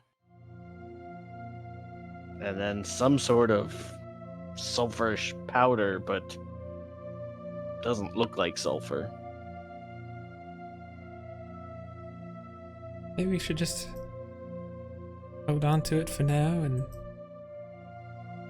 once we camp up, we can really start to look at some of these things we found. What time of day is it? It's getting towards like evening time now. Should we turn in for the night? I mean, we do have a shelter here, even if it is creepy.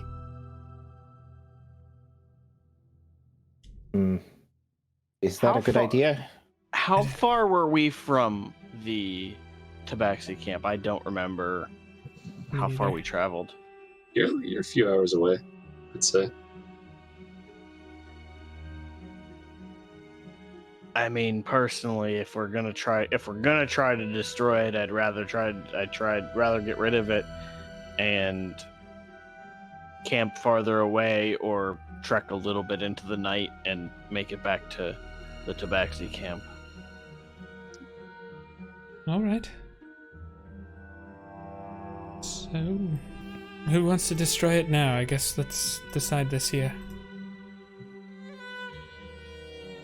Well, why don't we see if I can form that barrier? And if I'm unable to form the barrier, then I think it might be best to leave it for now. Because I don't know what we would do if one of the trees caught and the fire spread. Agreed. Maybe it's time Mac? to go back. Echo, what do you... Rain? Does that sound like a good idea to you guys? I'm good with that. Makes sense to me. So are we exiting the house now? Yeah, take a look around and see what... As we're walking through the first room that we were in, I'm just gonna call out to the cat and tell him that we're probably burning the house down and he might want to leave.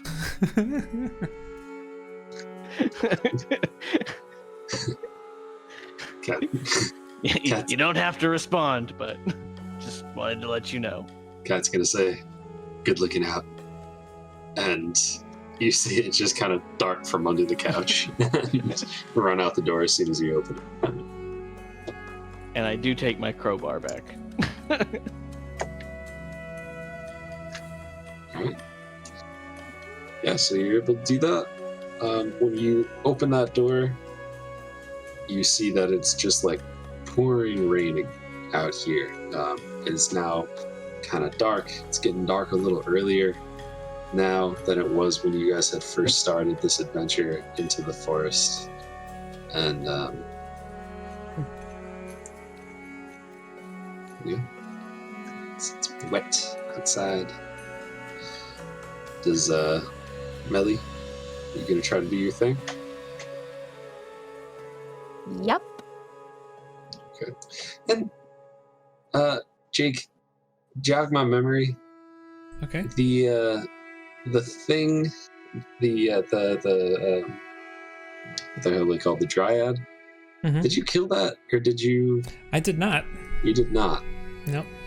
All right. Good to know. Thank you. I didn't think you did, but I didn't. Is it around? Huh? Is it around? I don't know yet. Look for it. But It's cracking its knuckles. Round 2, baby. Here we go. For some reason, I got Smoker's voice. Well, but the good thing about this would let us know if these things were being controlled by this creature or whether they were attacking on their own will. Mm-hmm. So, at least this way we've given them the chance. Yeah. So as you walk out, and Melly, you're trying to create this barrier, right? Okay. Yeah. I wouldn't do... Sorry. Go ahead. I wouldn't do just around the hut. I would also get, if I can, any like bushes that are close with frost, any trees that are like it seems like they would be close enough for the flames to jump.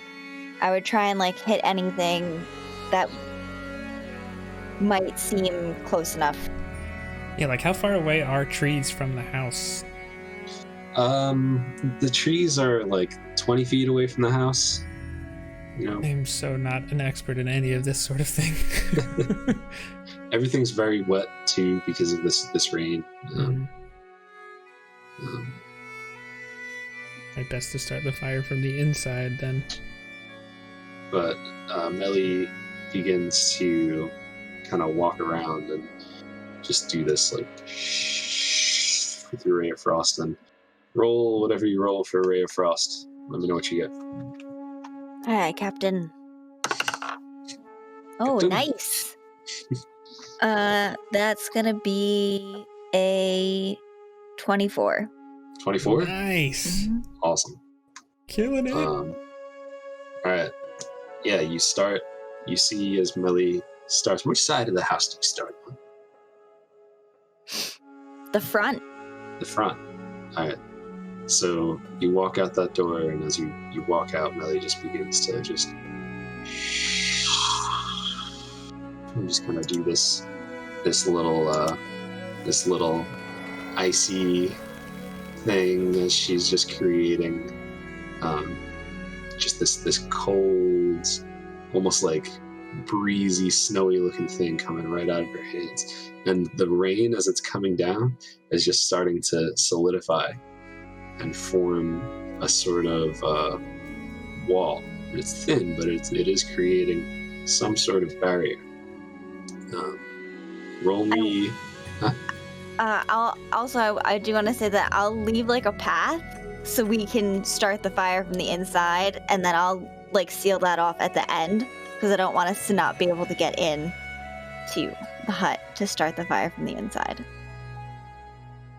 Sure, yeah, no problem at all. You're able to do that. So as you as you just walk around, you just have your hands out here, and the ice is just beginning to form as this wall is coming around. And why don't you roll me another ray of frost?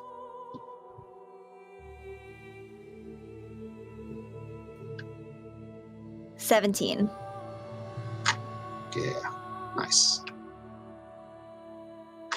So it just continues as you're walking right around the left side, and you just keep with your hands out, just creating this wall around as you start to make it towards the middle of the left side of this house. Roll me one more d20.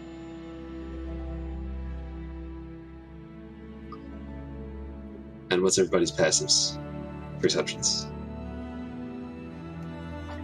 My Mine's passive is a 13.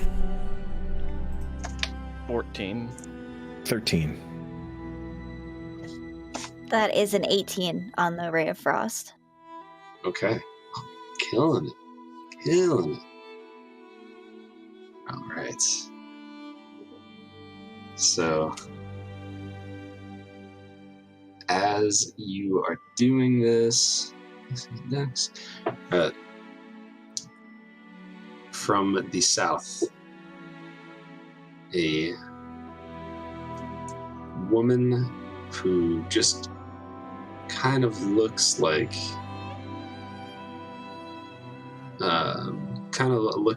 just like she has just nature all around her. Just starts to walk right up and look at. Sorry, Evbo, you good? I may have to step away. I just got a tornado warning. And my phone did tell me to just go get in my basement. So I think for safety's sake, I may have to step away. I think I hear the wind coming in. On your, is the wind like crazy right now? It's a little crazy. So I'm gonna step away, but I'll be on the Twitch chat. I don't know if there's any other way I can do this. Okay. You can just message us if you want, but be safe, please. Yes, I will hopefully be back in a few minutes. It was bad timing. I'm sorry. You don't have to apologize. Nothing you can do about that. Be safe.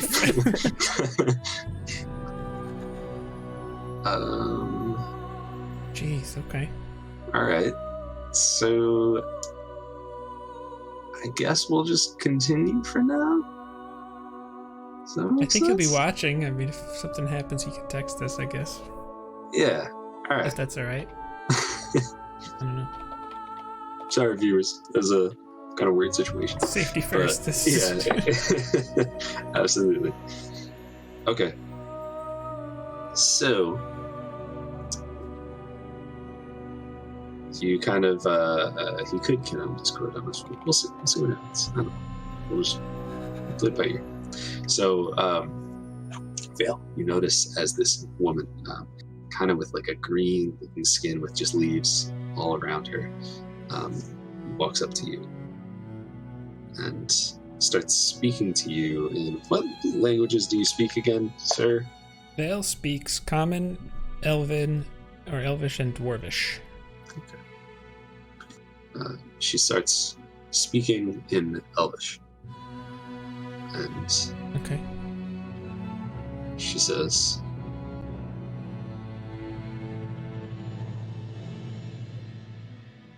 I'm free. Did you play a part in this? We defeated the witch that lived in this hut. We thought maybe she was corrupting this place.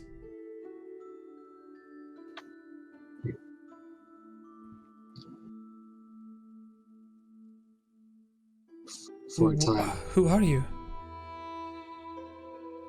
I am a keeper of this forest.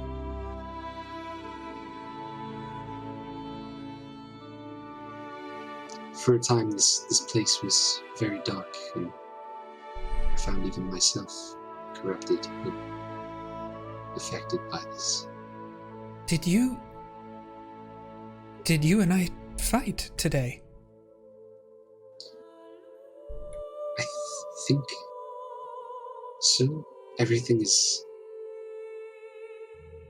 muddy and hazy, like a fog. But I woke up just on the other side of the river and with a bit of a headache. Sorry about that. That's quite all right. What you and your friends have done for this forest and for me, well, we will never forget it. What is your friend doing over there?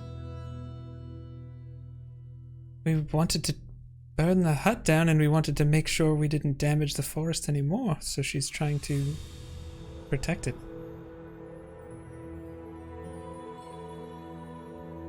There were some very dark things in there. Dark rituals with blood. I don't know, there was this cauldron that had this mist coming out of the chimney. We suspect that might have been what was doing it, but we don't know. It needs to be destroyed. That's what we thought. Do you have any ways to help protect the forest from catching fire? I'll do what I can. Your friend is in the right direction. And she's actually gonna walk alongside Melly, and she's gonna kind of help and kind of join in your little creation of this wall thing. And just in no time, you create this like 6-foot wall of ice, and she is going behind you and just strengthening the part of the wall that you already made. And like it's kind of crazy. Like there's just this giant wall of ice. It's about 1 foot thick in some spots, and it's going all around the house, with a small path right in the middle that someone would be able to walk through.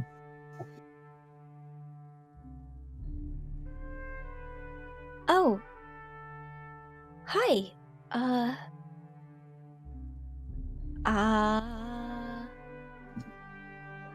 Hi? Do you speak Elvish? Nope, but I'm still talking to her anyways. Does it seem like she understands what she's saying, or no? Because I start interpreting. Thank you for... I can see that you're assisting with this. I do appreciate that. She looks to Vale. Vale just will interpret everything. She'll say, thank you for everything you've done here. So, how will you destroy it? We We're planning on cleansing it with fire.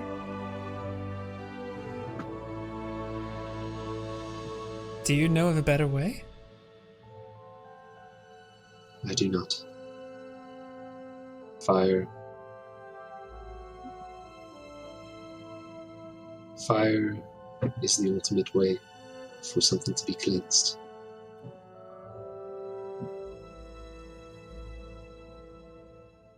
Burn it to ash. We'll start anew. All right. This rain should certainly help, I think, protect the forest.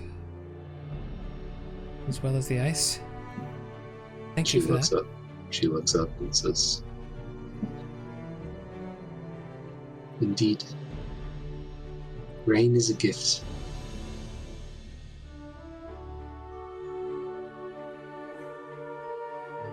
Vale is just being cheesy and he actually looks at Rain. She does not speak Elvish. He kind of just smirks at her, though. She kind of gives you the, the water boy gif that I always use, where he's like, just kind of nods and smirks awkwardly and kind of looks away. Yeah. If it's time to light the fire, I think Vale and Mac would probably have some fun doing that. Alright, how do you do it? Probably start in the inside, right? Yeah, I would start in that main little room that we started in. I'd probably like push the bookcase over and kind of like get the books to kind of spread out a little bit. And then I do have one flask of oil left. I already used one, but so then I kind of put it on the books and the bookshelf to kind of get it close to the wall. That way I can tell that it'll start like the fire will get to the wall. Mm-hmm. And then I'm not sure if where Mac or where Vale is. I would just be trying to work that middle part too, but also he just says like, I'll light a torch with my mage hand so we get a little distance on it and before we leave the room. I think. But I think I don't see that I have oil, but I have a tinderbox and I know I have an explorer's kit, so I would think I have one somewhere. Have oil? Yeah.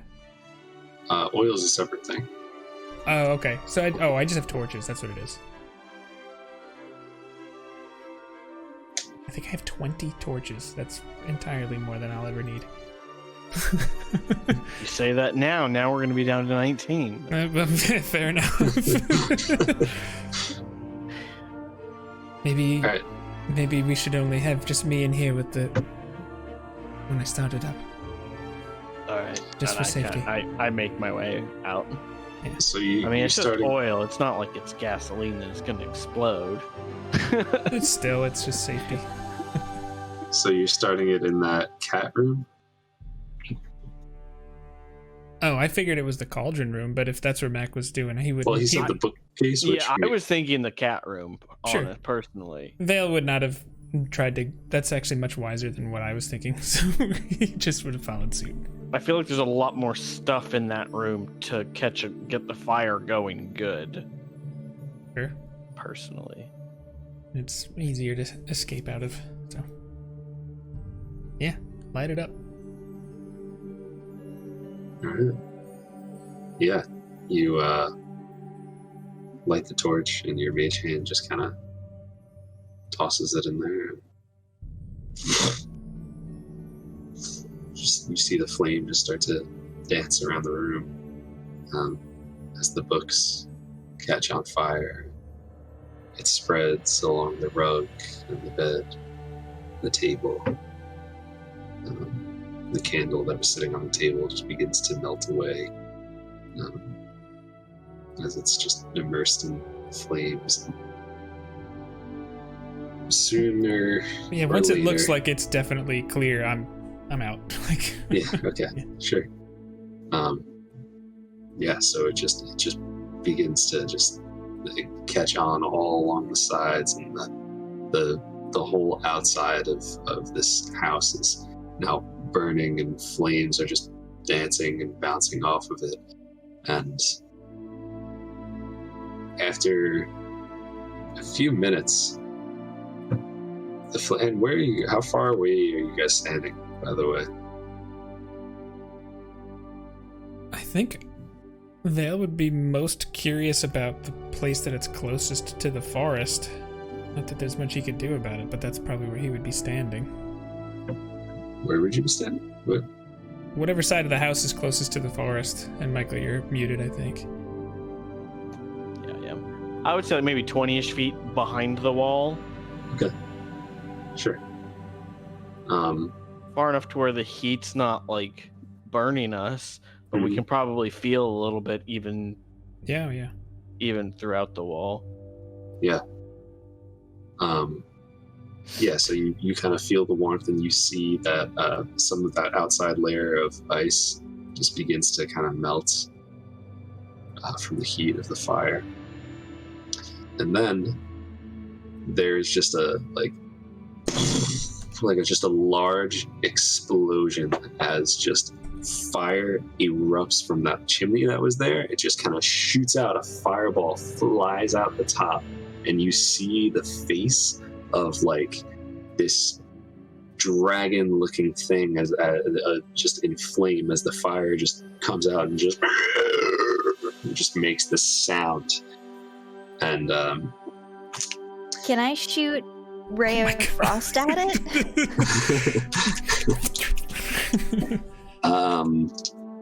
I don't think so.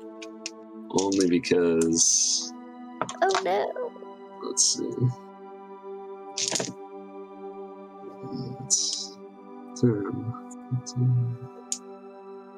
We all died that day.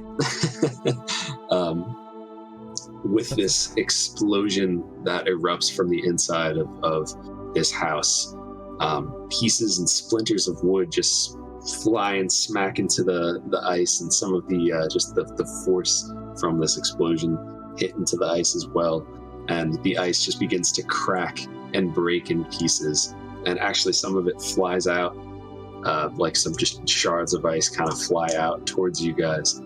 Dex saves all around, please.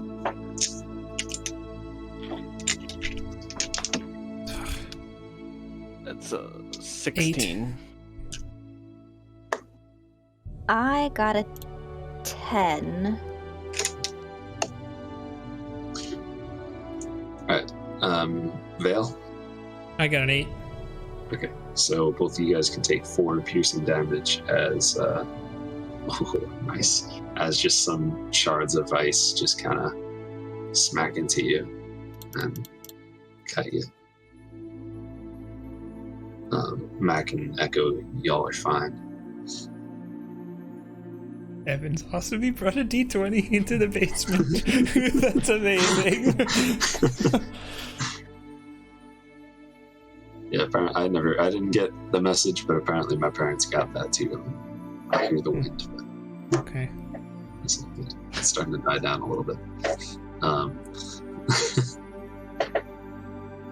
So Dale's gonna take his shield out and just make sure everybody's behind him too, and back away. As you as you guys just kind of watch the flames, the whole place just starts to fall down, and this, you see the supports just like, you hear them crack with the fire, and just the supports for the house just start to fall. The roof starts to fall down. Welcome back, Evan. Welcome back, Evan. And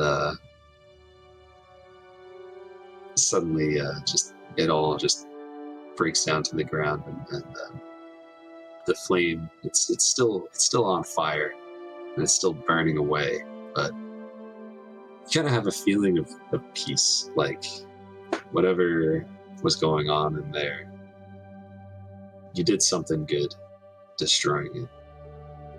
And the Dryad will kind of turn to you all, give you a look of thanks, and just start to walk away into the forest.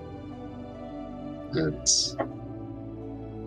quickly, just as soon as she starts to go in there, she just kind of blends in with everything.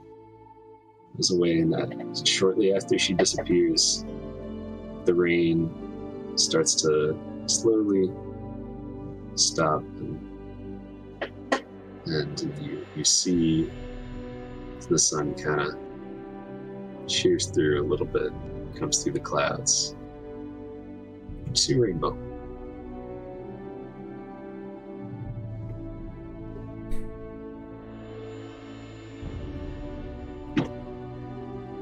There's a lot about this we didn't understand, but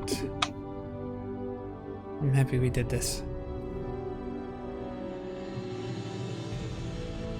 Needed a sign that we did the right thing. I think that was it. And Echo, our friend that we just had here would not be alive if you did not bring up how we treated Clarence. I would have killed her.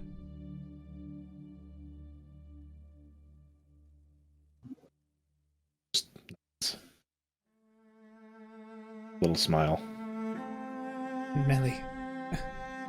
He's just looking at whatever's left of the ice wall, if there is. Puts his hand on it. I don't have words. Well, none of us wanted anything to happen to the forest, and that very tree-looking lady reinforced everything that I did, so it was a team effort. Mac, I think you need a bath, my friend. He's starting to look a little more cleaned up after standing in the rain for so long, but Yeah. He's definitely going to need a deep clean.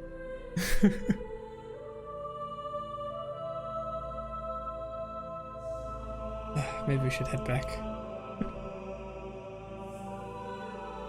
Agreed. Could use a walk outside.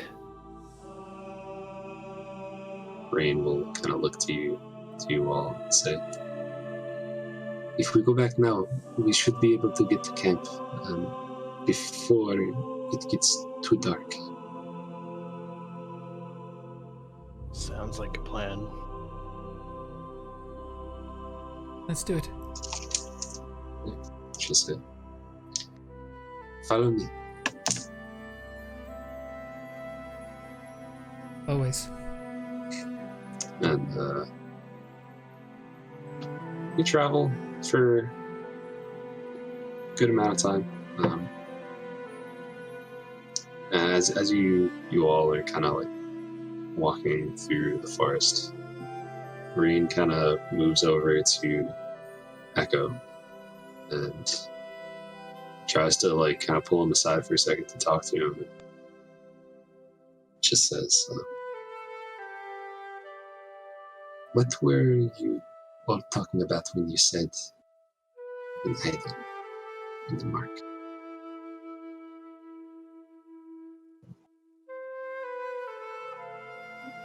Well, Miss Rain, on our way to the village, well, I should say, during our travels before we met with you, we found a peculiar place, locked by a riddle, a large stone door in the ground. We entered it and found illustrations of the old gods and depictions of some beings that we're not even sure who they are. And there was an idol there, some sort of, it looked like nothing, a trinket, a statue. I'm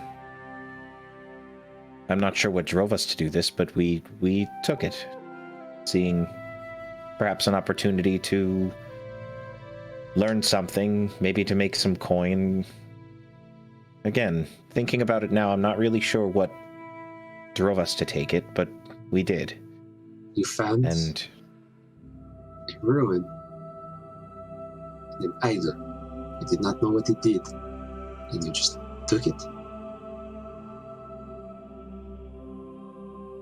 Yes. She kind of just like face palms and just like is like, oh god. To be fair, I think I did say that we were new at this. And I apologize for making light. I obviously understand now that this may be a more grave situation than we expected.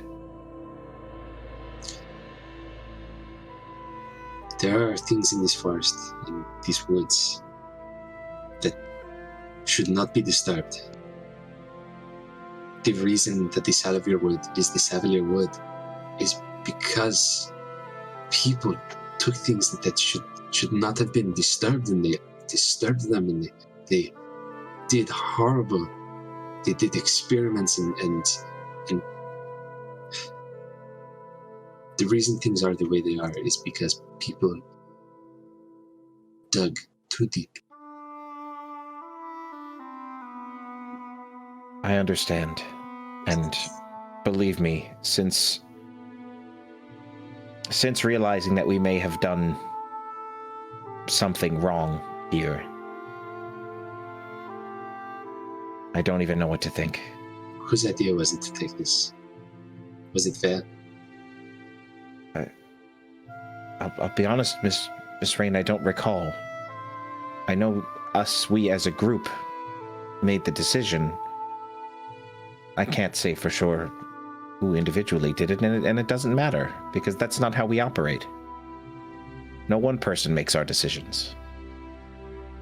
So if you want to blame someone, blame us all. But do not dare, especially after everything that we've done, single him out again.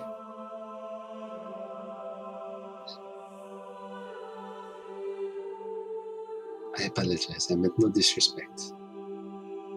It is true. I've been given no reason to distrust any of you in the time that we spent together. I'm sorry that I've just given you one. But I swear, we intend to do no further harm and only intend to heal anything that we can. It was a mistake, a potentially grave mistake, but any damage that we will have done, it is our responsibility to fix, and we will be sure to do so. And what we just did was one step in the right direction.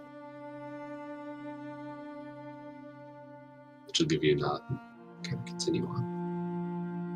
You guys all kind of get the feeling as you're like going through the as you're traveling through the woods that it's a lot easier to travel through. Like you feel like you're moving through twice as fast as you were previously in these last few weeks. Oh wow. So I don't know if anyone else had anything they wanted to talk about, or any RP or whatever. I take it that none of the rest of us heard any of that, correct? She tried to pull him aside to talk about it, but if anyone was nosy and tried to listen, you're more than welcome to try to do so. I mean, how noticeable? Like, is it like, Echo, come here? Or No. was it like, you know what I mean? Or was it just like she was just walking next to him and keeping her She voice was just down? walking Yeah. next to him. Yeah. I don't think I would have. Yeah, I mean, if I could have heard it without changing or moving, then I probably would have. Like, if it was just a matter of paying attention to it. If I would have actually had to like adjust where I was going or what I was doing, I probably wouldn't have.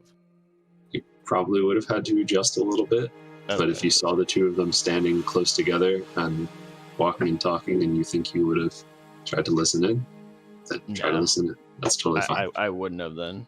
And that's also if like Echo allowed her to keep it quiet too. Like if he, you know, if he made a scene, then you would have noticed too. So I'll say that I'll say he was definitely doing his best to keep it between the two of them, but once, the conversation shifted to, whose idea was it Vale's, that control started to leave. I'm not going to say he was yelling, but certainly not a whisper.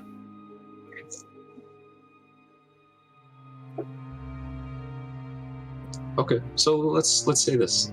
You didn't really get the whole conversation, but you guys all probably would have heard the, we make decisions as a group.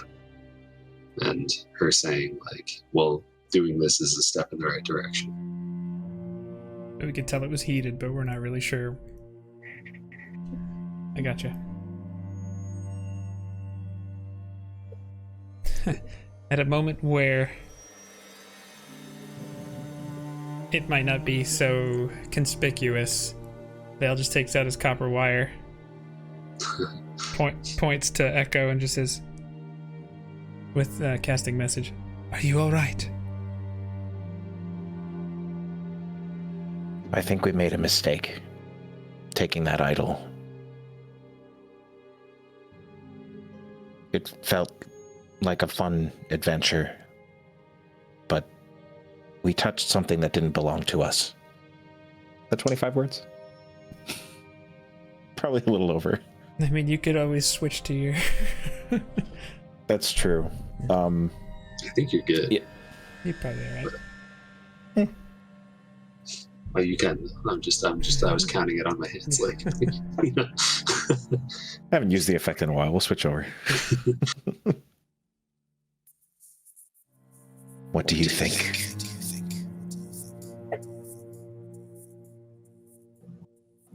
I don't fully know what I think at the moment. The only theory I have is that by me taking this idol, or whatever this thing is, that either it's me that it's me that's carrying it, or that it was me that took it. I don't know.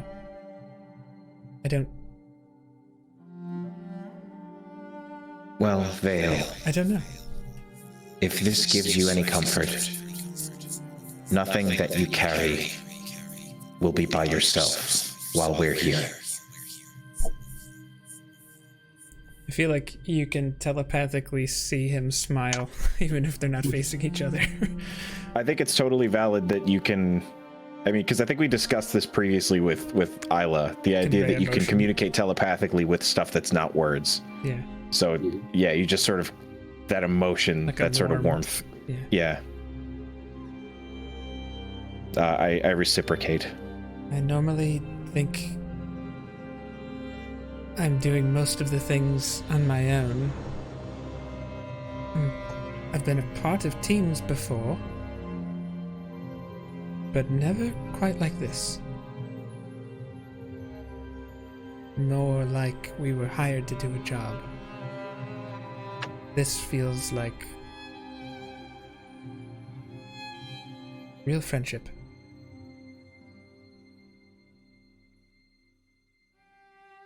And there's a twinge of sadness in the way he says that. That is definitely communicated through the telepathy. But it's very non-specific, almost to the point where you're like, does he even understand it?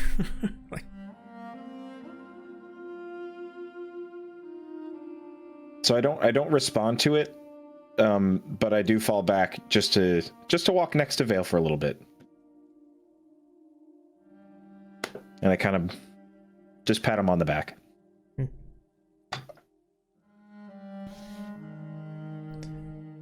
Sad but warm smile in return.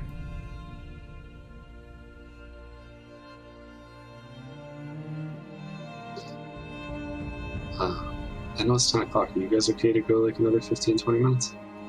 Yes. Mm-hmm. Right. So you thought it was going to take you a couple hours to get back to the Tabaxi camp, but really, yes, but easy. See, 3 things. Okay. Melly is looking out for the dolls in the tree. Okay. She's looking to see if there are still faces carved in the trees. Mhm. And she is looking for, his name was Clarence, I think? Mhm. Mm-hmm. She's looking for those three things while they're walking. So make a perception check, just one. Okay, here we go. Okay. Whew. Thought that was a natural one. It was not. 12.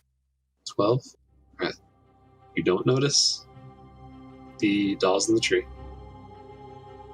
You see one of the trees that you know had a face on it. The face is gone now. And as you approach the area near where you left Clarence, you see goblin footprints.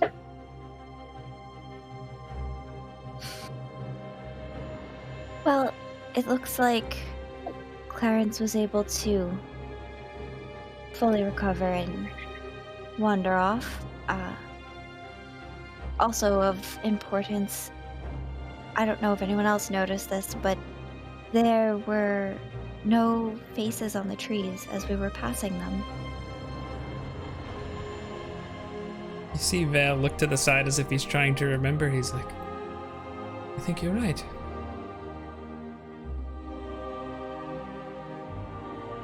In case you haven't noticed, I have a tendency to overthink things.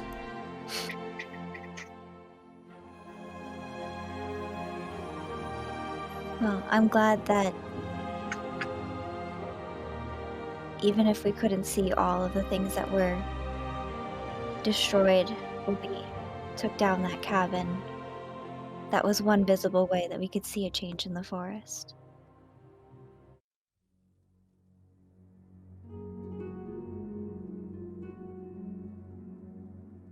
Me too.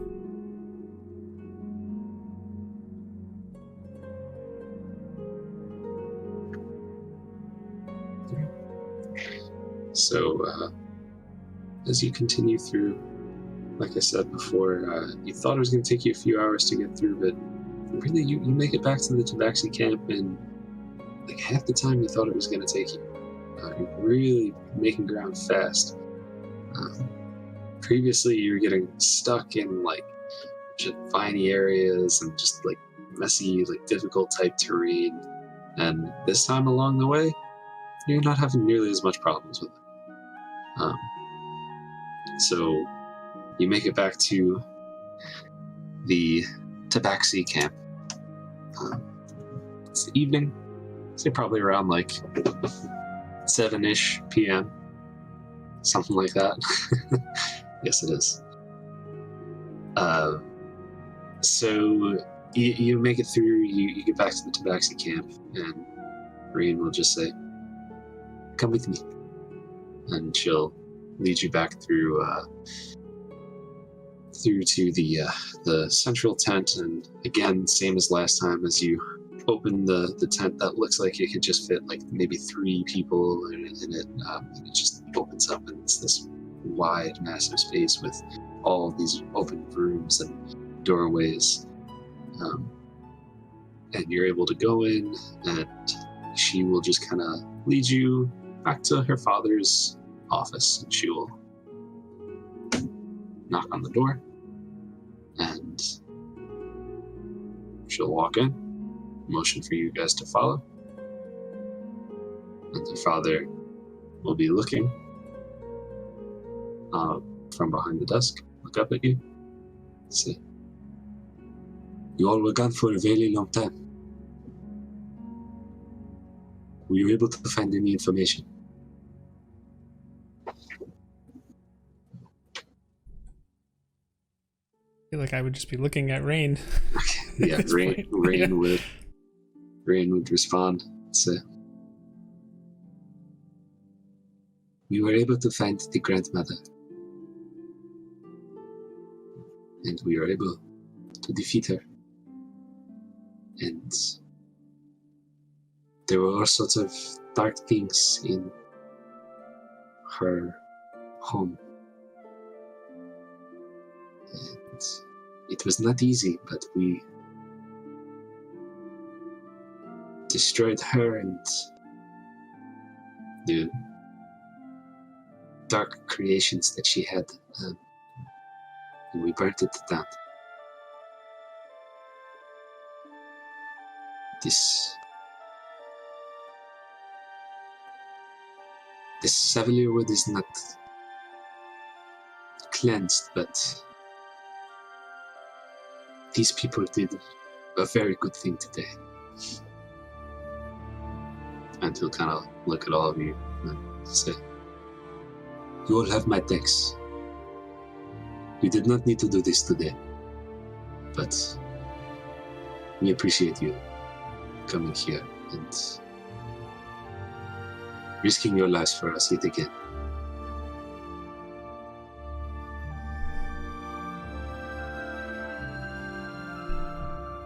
Al just nods.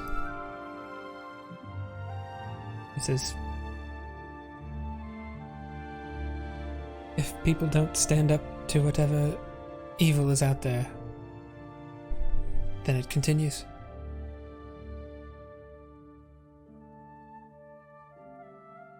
You said you are making your way to Molismir. Yes? Yes. We don't even know what we'll find when we get there, but maybe we'll be able to do something like we did today. Do you remember how to get to your room? I'm assuming we do. Yes. I'd say Yeah. you probably would, yeah.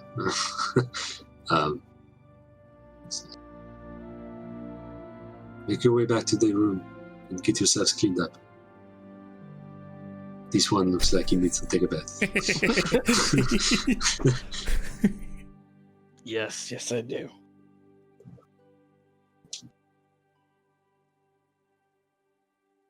Thank you.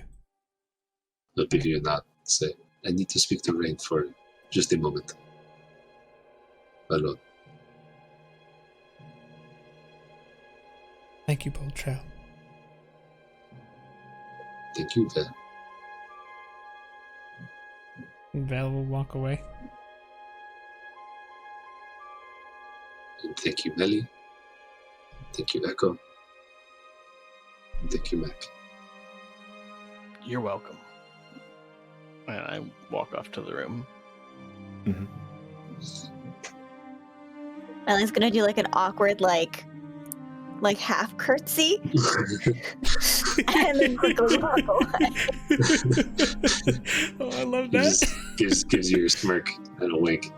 And not in like a weird sort of way, just in kind of like, all right, kiddo, you know. Yeah, so you guys are able to make it to your room, and those who want to take a bath or get yourselves cleaned up, you are able to do so. I do get cleaned up. All right. Scrubbing off both layers.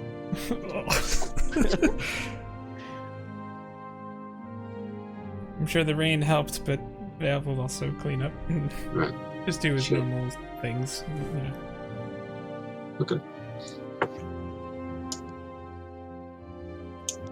So, after a little bit of time passes, maybe like 20 minutes, half an hour, something like that, Rain's gonna come in and just say, it has been a long day. But we did a very good thing today. And you all have my thanks. The thanks of my people. Why don't you get some rest?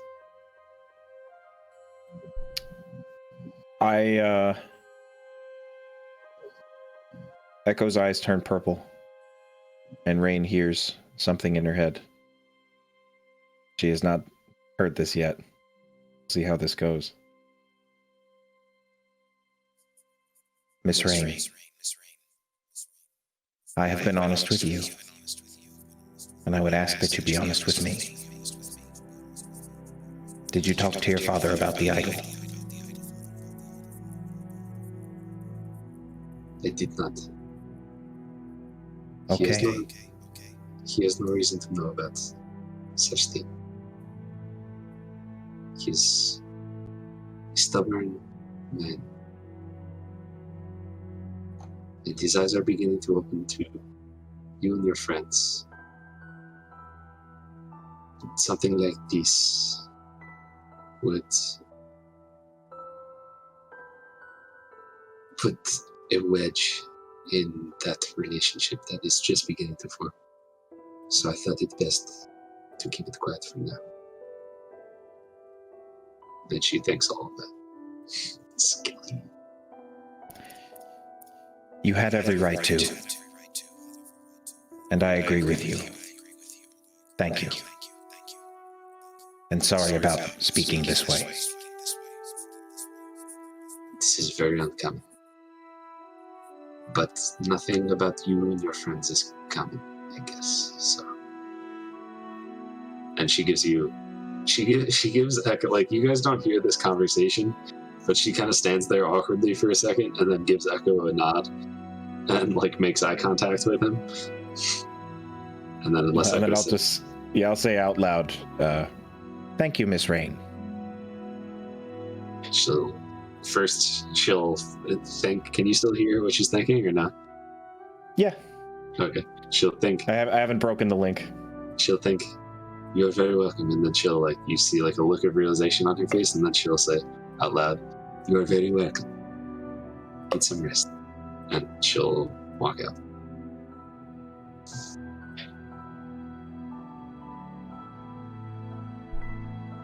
Vale's just looking at Echo. I'll just, a relaxed, whatever tension I might have been holding in my body is kind of released. And I'll just kind of nod with,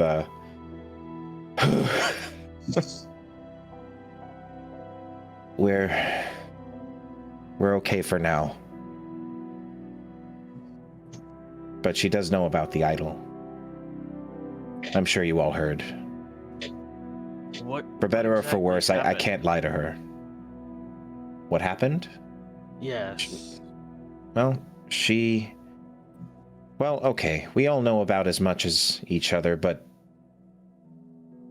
I can't say that it's exactly a coincidence that we took this idol. Specifically, Vale was the one who performed the action, and suddenly something talks to him about being marked. Both of which seem to be related to a religion that none of us have any idea about.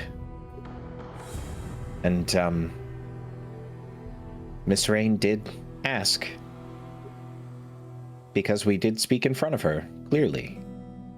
I felt that she had the right to know. She was pretty upset because she made a fair point, which is that a lot of this happened, everything that happened to the Sevelier Wood, at least as the stories go, is because someone touched something that didn't belong to them. Whether that's true or not, I can't say, but it's true. We went into a place that we had no business in, and... Yeah, but this hag had nothing to do with that. With the way that the forest is cleared up since we left, and we entered the forest and it was like that before we touched the idol, that idol didn't have to do with this hag's corruption. Now, obviously... Not here. There was something going on with the fact that, there was that other presence after we destroyed the hag that hasn't been dealt with, and we don't know for sure what it was, but what happened with this now wasn't from the idol. I'm referring to the being that spoke to our friend and said he was marked. It's less about the specifics and more about, I think we need to be more cautious when dealing with these sort of larger magics, if that makes any sense. It's funny that it's such a small thing. From what felt like a fun day, we answered a riddle and a door magically opened. We went inside and saw paintings and took this shiny object, ran out, coming close to death.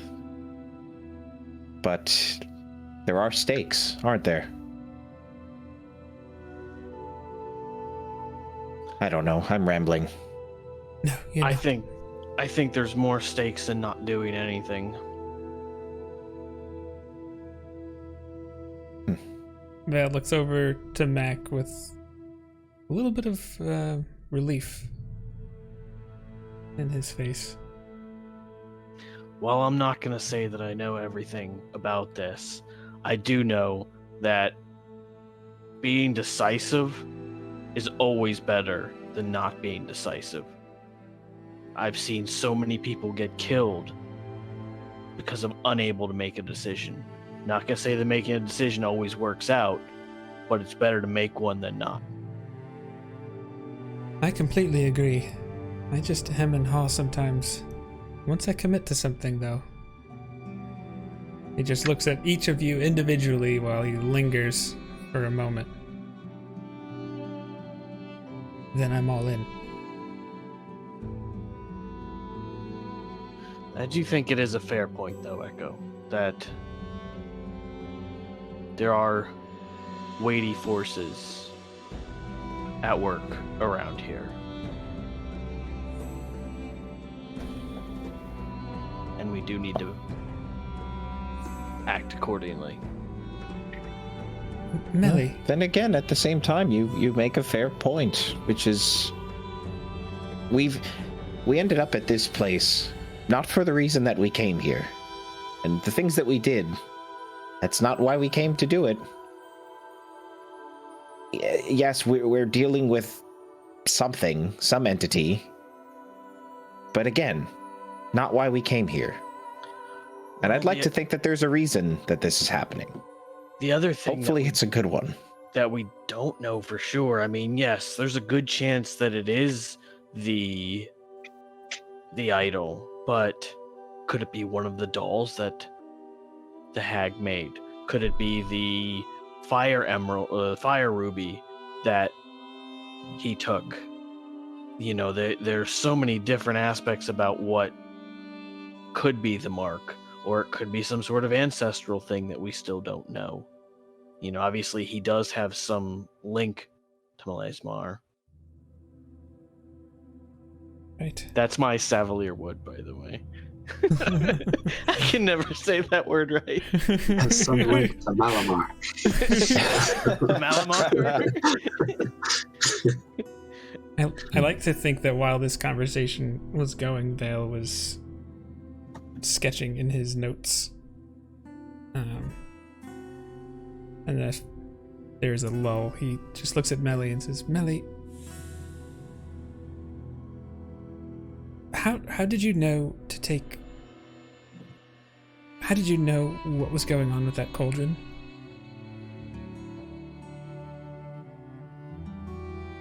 Well, I didn't know right away. I kind of had to focus and reach to a higher level. And I think I have mentioned before that I have a spirit guide who has helped me to hone my skills and know whether or not I'm on the right path. And he offered guidance in a moment where I wasn't sure what to do. And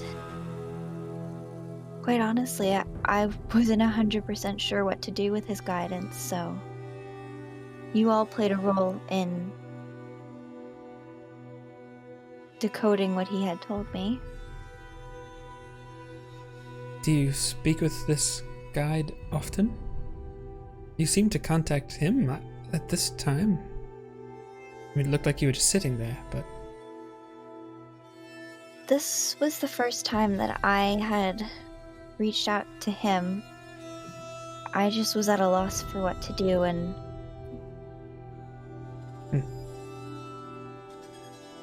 Maybe the next time we talk to him, you could ask him if he knows anything about this mark that I carry? I definitely will.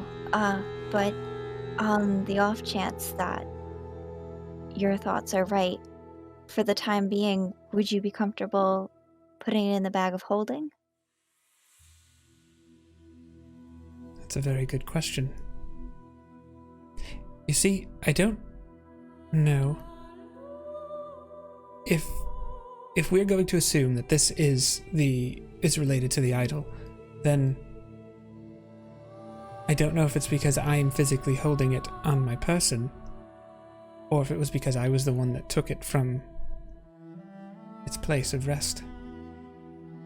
I suspect it was because I was the one that took it, but I don't know that. So, if I do put that in the bag of holding, I don't want anyone else to touch it, just in case.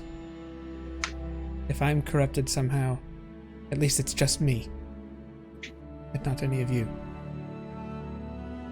And when he says that, I kind of sad chuckle to that. He looks over at him. What? Nothing. But, Vale, it wasn't only you who decided that we should take it. It was a decision that we made as a group. And it's not only your burden to bear. So, it's not... It feels silly to say, but it's not quite fair for you to take that whole weight on by yourself. Please don't misunderstand me. First off, you're absolutely right about me. If I could bear the full weight of it, I would. But that's not what I mean here. What I mean is, if there is some negative effect to physically touching this object, at least that is only contained to me. Does that make sense? It does. If it does something to somebody who touches it, like maybe, a year from now, I don't know, or whatever, then it wouldn't happen to you, it would only happen to me. And not both of us.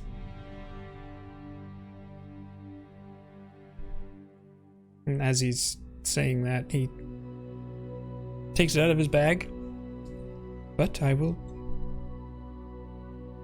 put it in there if that's what we all think is best. Echo, Mac. What do you guys think?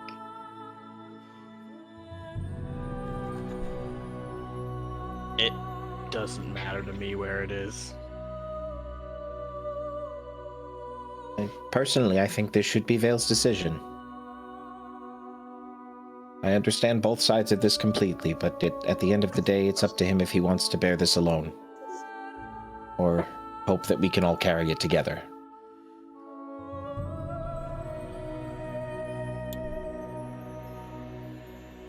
He just got his head down for a minute, and he's just staring at it as he kind of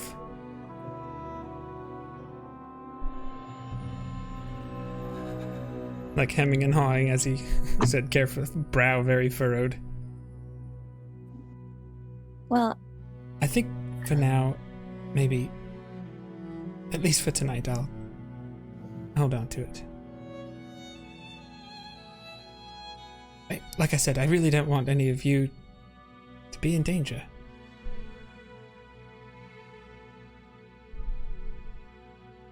well, This entire journey is a danger.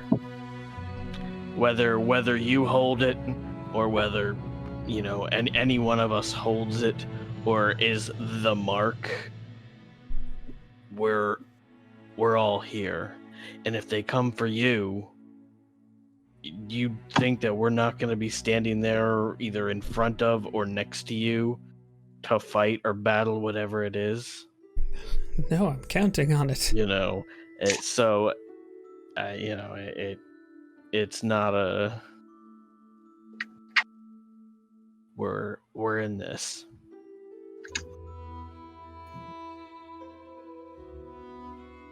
Let me sleep on it.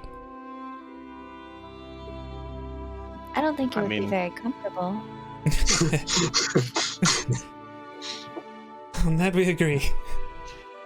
And Vale just, he takes out the fire ruby. He starts, just taking out other items that we've grabbed and just kind of laying it all out on the floor and just looking at them and trying to see what he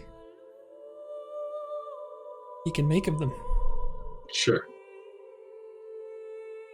I think we might save that for another time. I figured.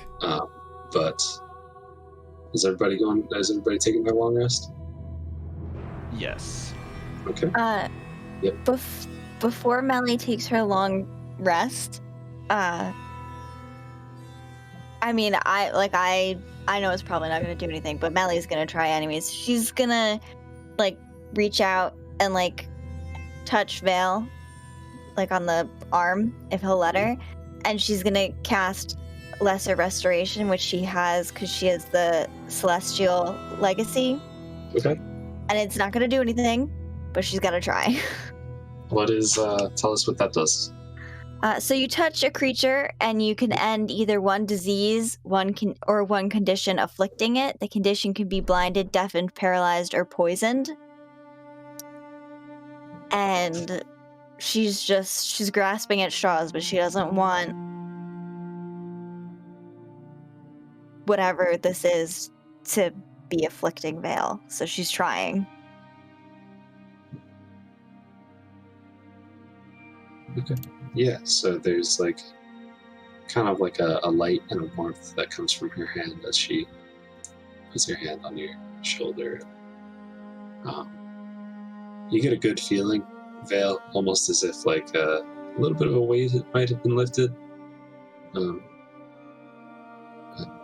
Nothing specific. I imagine he was probably hunched over, looking at stuff, and he just kind of looks up. What was that? Well, I don't know if it did anything, but maybe moving forward, don't touch the idol with your bare hands. Just in case the restoration that I did sever that mark. Oh. That's a very sensible precaution. I'll do that. Or not do that. I'll do what you just asked me to do. Thank you. I take note of what she just did.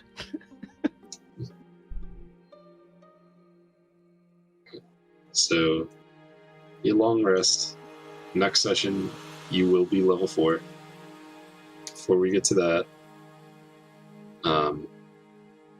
when you wake up in the morning, Rain is gonna step into the room. Say, does everyone feel well rested? Yes, is everything all right? Yes, everything is quite all right. When you're ready, meet me outside. Sure. She says that's all, not just Not just Vale. not just Vale. Yeah. Okay.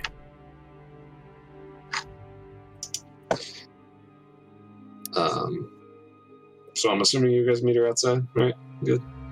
Yes. Yeah. Right. Okay. Yeah. So when you step outside, it's a bright, breezy fall day. Sun is shining. There's a little bit of a cool breeze. It's like windbreaker weather, we'll say.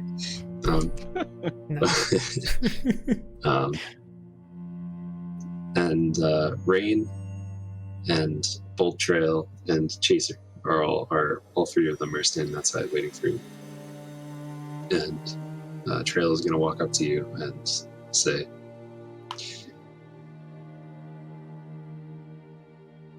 "You did a very good thing for our people, and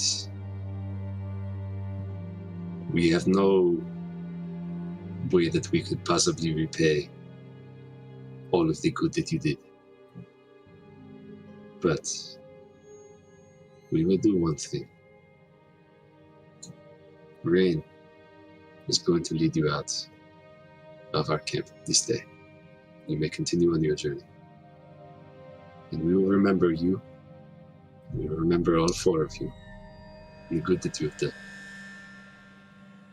And we will think twice when meeting new people. Strangers are not always enemies. Sometimes they can be a friend. And he'll reach out and give you like one of these. He'll take it, and he'll do that with all of you. And Chaser is gonna walk up to Melly and just say, I wanted to find you before you left. Look, I'm all back to fighting shape again. Thank you. I would have died if not for you. And he's gonna give you like a big squeeze and like a nod of like thanks and respect. Melly will hug him right back. And Rain's gonna look to you guys and just say, do you have everything you need? I believe so. Do you have any more flasks of oil? I used both of mine during our outing. Fortunately, this is not a luxury that we have here in the woods. Understand. Right. I think so. Let us go then. Oh, yes. Do we have a map of the area? I don't think I would do. say to our group, I don't think you guys do. Anybody? No, we do not. I know it might be a big ask, but do you have a map of the area that we might be able to use? I know you guys travel around a lot, but it would be helpful in our travels. I might want to meet this Owen you mentioned yesterday.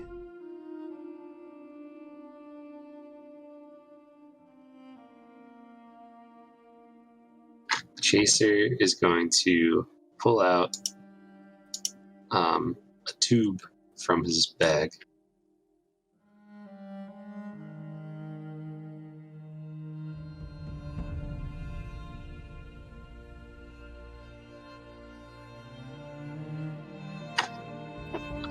I'm not going to be able to pull it up today, but I'll send it to you guys next week. Chaser is going to pull out a map from his bag, or a tube from his bag, and unscrew the top and pop it out. If your map, like, I found this. Excuse me. I found this exploring one day. We're very familiar with these lands. You take it. Not everything is marked on it, but you should be able to take it from here. Thank you. We are truly indebted for this. It's the least I can do. And he'll nod. Cough, and Rain will say, okay, let us get started. And she'll start heading off. And we'll just do this quick. Oh, that's a natural 20 on that survival check. So, so you guys start traveling north, and you make it to, you start going up a hill, and Rain is going to stop. And you guys have probably traveled for about like an hour and a half, 2 hours at this point. She's going to say, this is where I must leave you, but you will find if you continue on this path, you will make it to Malesmere. It's just over that hill. We are truly in your debt. You've done great good for our people and for this forest, for my sister. Don't think I will ever forget that. I hope that I will see you all very soon. And she'll give Melly a really big hug. She'll say, Melly, you are a bright light and a joy to be around. I'm very happy to have met you. she'll see Mac. Say, Mac, you are one strange character. I do not know what to make of you. But you may like to keep your weapons close, but I see that you keep your friends even closer, and this is a good thing. And she'll kind of give you like a shake. She'll look at Vale and say, Vale, I'm sorry for doubting you. You are pure of heart. You are a good man. I hope that peoples can one day move past our past and continue forward. I think what we accomplished is just that. It's something we accomplished. And he holds out his hand. She'll take it. Just gives a firm shake.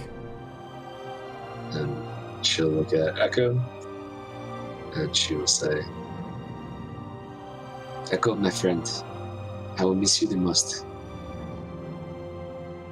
I'll miss you very dearly, Miss Rain. I did not need your help back there, by the way. I could have survived myself.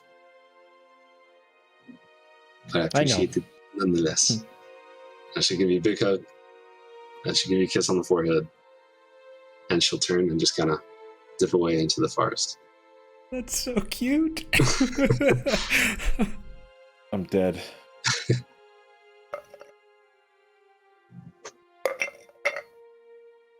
So, if you guys continue on the way that she sent you, you will make it to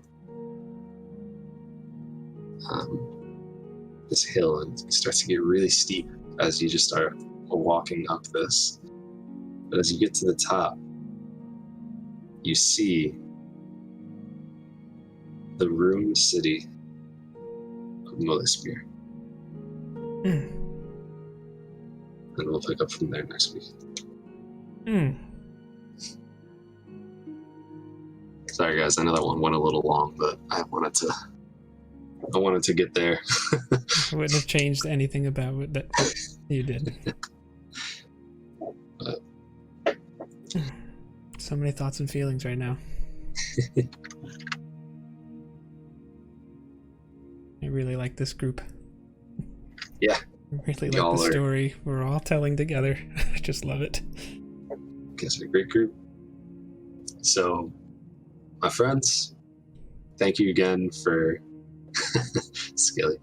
My friends, thank you again for stopping by and hanging out with us and just being a part of this journey with us, because this is a fun thing to do, but it's even more fun when we have all our chatters and viewers and friends to enjoy this and experience this with us. So Thank you all for that. Please remember command giveaway or command loot. I think both of them work. For sure, giveaway. I know loot goes to Rare Drops specific loot page, which it might be added to that. I'm not sure. We kind of just put it together. But. All right, so then definitely do giveaway, and then see if anything shows up for loot too. Maybe there's something else there. I don't know. Yeah. But be sure to check back with Rare Drop all throughout the week, because they have plenty of content going all throughout the week, every day.